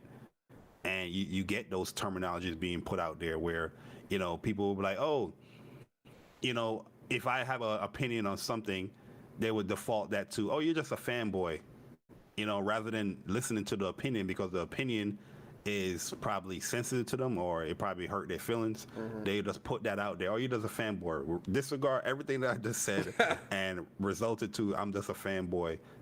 That's where I'm going to leave you, so I can't take your opinion seriously. Yeah. You know what I mean? But yeah, I feel like a lot of people, especially in the media, they're not accountable for the things that they say. They put out these things or they want to get these clicks and views, and when they do get the click and view, and those opinions come, you know, they run away from it. It's like, oh, this is why, you know, the community is so toxic and blah, blah, blah. And I'm like, yes, there are toxic people I look in at the some community. of these people's but... like titles in their videos and the articles, and when those people come in, when those people come on over that you want to just get that view and click, it seems like you don't like it. They can't when take those the opinions heat. come, but like the stuff that you know, some of these titles and stuff that they put for like these articles or videos that generate that heat, right? We talking, you know, the center of the earth core level heat, and they want to pull out and back away and kind of, you know, hide behind, you know, whatever. It's like, yo, you're being inflammatory. You know, you're deliberately poking the hornet's nest with some of this stuff and expecting it to be benign in terms of the reaction, and that's just not going to happen. Right now, I agree 100%. There's a lot of weirdos and a lot of real messed up people in this community, and really in this world, right? I agree with that 100%. But I think someone trying to correct you or someone trying to, you know, call you out for your bullshit is not someone that's trying to attack you as a person, right? Trying to attack your character, right? It's not always someone trying to attack you and put you down, right? It's really people trying to call you out for the bullshit that you do, or the misinformation, or the you know, the flame wars or disagreement. Yeah, a disagreement or a debate. People can't disagree in this today's day and age, man. You can't have a proper disagreement in today's day and age because people's going to result it as like beef, or people are just too sensitive today in today's day and age, man. You can't criticize, especially in the medium that people are in, where you're putting your thoughts out in a public, you know, view. When it comes to gaming or just your opinion on, you know, YouTube. And when you get those opinions, like, yo, I can have a back and forth with somebody, regardless of opinion or not. I'm going to be passionate. If the opinion or the criticism is passionate, I'll get passionate as well. You know what I mean? And go back and forth. But some people can't take that, man. Like, if you, I'm not trying to excuse it, you know, anybody's bad behavior or whatnot, because I do think those behaviors are horrible. But yo, people are too sensitive, man. Yeah. People are too sensitive, yo. Yeah. Good conversation. And yo, you got to take it. You become more respectable too. Like when it comes to Frosk, like I don't know her outside of like G4. When G4 got reintroduced, so all of my opinions on this female is all from what she has done on G4. You know, from G4. Yep. So especially when you say, you know, wrong comments like Hogwarts Legacy is Xbox exclusive, or, you know, crazy comments like PlayStation is a dead man walking, and you know, even if you say first Xbox is going to smoke important. PlayStation, that's your opinion. But PlayStation, a dead man walking. Oh, I got a PlayStation 5 and all I played is PlayStation 4 games. PlayStation needs to get their act together, and all people's that gonna, you know, people is associating you with those comments. And if you're not taking accountability for those comments, like, you know, owning up to it or correcting it or whatnot, people's not gonna respect you. The respect level is not gonna be there. You know what I mean? Yeah. You know, or when you say Sony needs to get their act together and shit like that, it's like, what? And then she's trying to compare herself to like Adam Sessler. Nobody respects Adam Sessler's thoughts when it comes to gaming, and I'm specifying that when it comes to gaming. Just because he's a male. This man have put tons of hours in his craft, reviewing games, playing games, giving his opinion on games.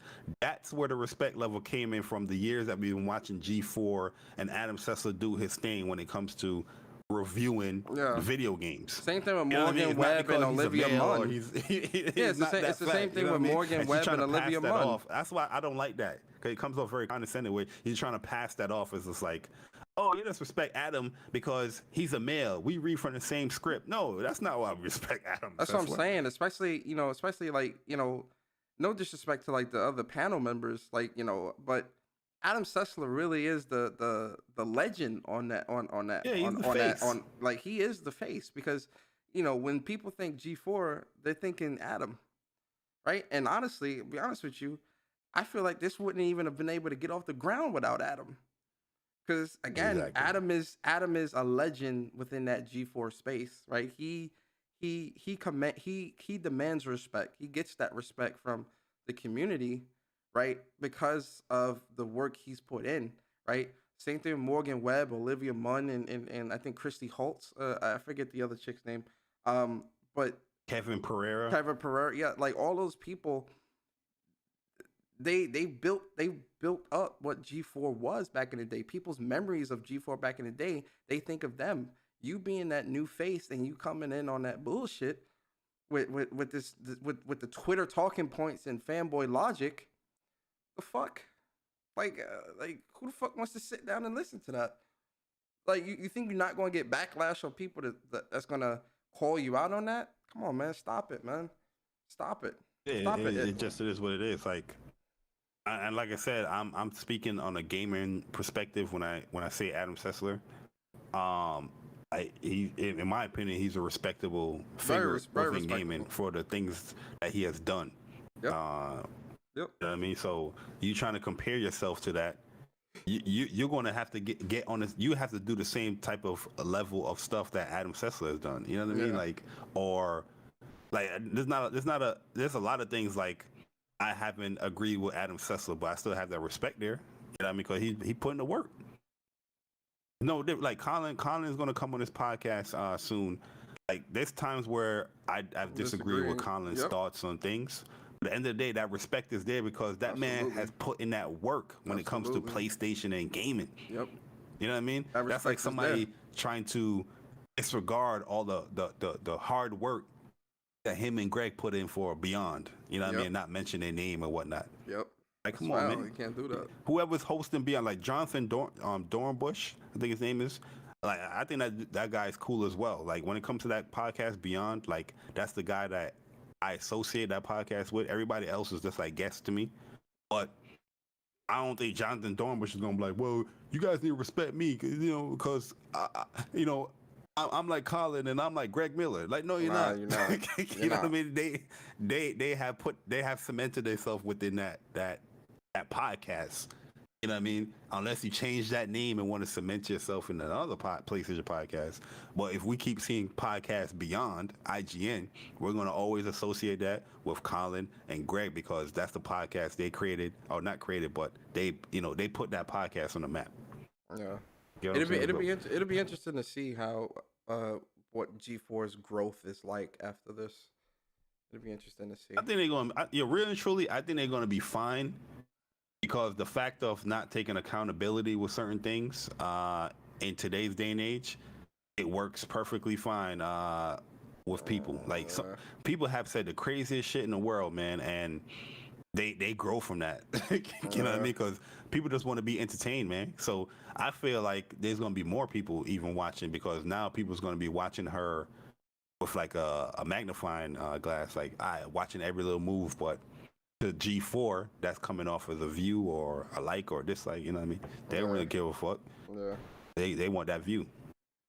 Yeah. But yo, man, good discussion. This is a really, really good discussion, man. Shout out to the chat, man. Shout out to my boy Bari. We gonna get into we not disrespecting Frosk as well. Like, I personally don't know her like that per se. I'm just basing everything what she's saying off of G4. I don't know her. I'm not trying to attack her character and all that stuff. I'm just basing it. We're just having a conversation as far as what she was said in the rant and the prior videos and stuff like that. That's all. Yeah, ain't nobody disrespecting her, man. Like, not like personally. No, that's not happening. I don't know. Not here. Not on WUPS'd. Absolutely not. But yo, Bari, man, let's get into these outros, man. Good discussion, man. Good news. Good topic. Yes, sir. Let the people know where they can find you, what you got coming up. We appreciate everybody coming through, man, hitting that like button. If you share the stream out, we appreciate all of that. All the people that have super chat or the new subscribers, welcome and thank you. 2022 is going to be a big year for What's Up PlayStation podcast. You're going to be noticing a lot of new changes within the upcoming months. And hopefully you guys like that stuff.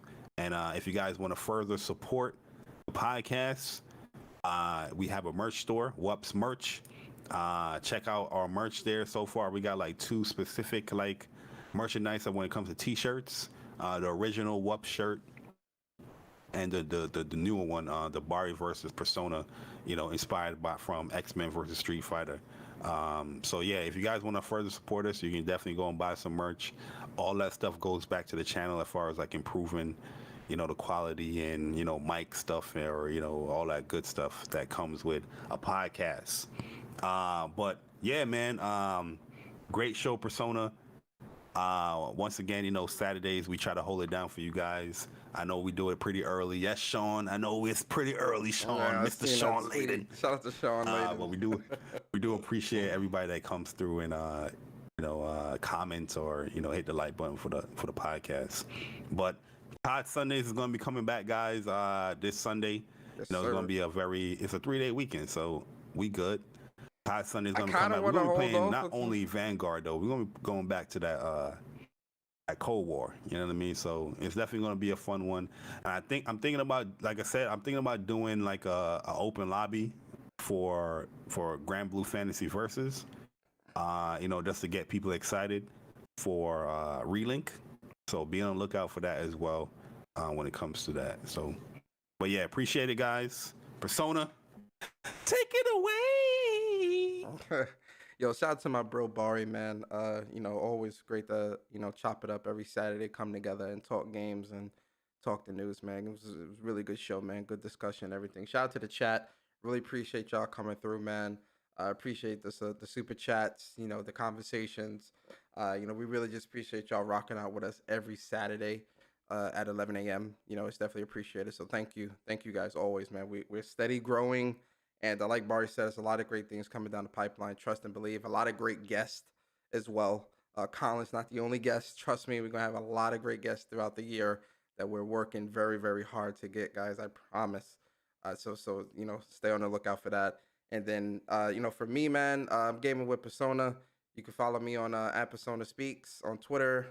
My YouTube channel is Gaming with Persona. And so I'm starting my Last of Us Part 2 Grounded Permadeath run stream. I'm probably going to start that either tonight or tomorrow. I'll see. Yo, Persona. Yeah. You my bro, man, and I care about you a lot. Yeah. Okay? I care for your well-being, and I care for your health. Likewise. I don't think that is a game you want to stream, especially if you're going to play Grounded with the permadeath. You, my brother, after seeing your Demon Souls stream, you are going to curse a lot of people out. You might break the PlayStation. Listen, it's going to be frustrating because people is going to backseat game. And yo, as somebody that played Last of Us Part 2, Grounded, I didn't stream it. There's a reason why I didn't stream it. I'm telling you, brother, that game is difficult. And I mean difficult on Grounded. You already played that joint on what's the other hardest difficult? Survivor, yeah. You know the vibes. Yeah. Grounded is 10 times, and I mean 10 times worse. Trust me. I know. But if you want to stream it, go ahead and stream it. Yo, boy, I'm trying to tell you. You are going to trip. I know you're going to curse a lot of people out. You're going to curse the game out. You're probably going to curse Naughty Dog out. Bro, that jump was difficult, bro. And especially you said permadeath too? Oh my god. Oh my god. I might stream that. It might be a different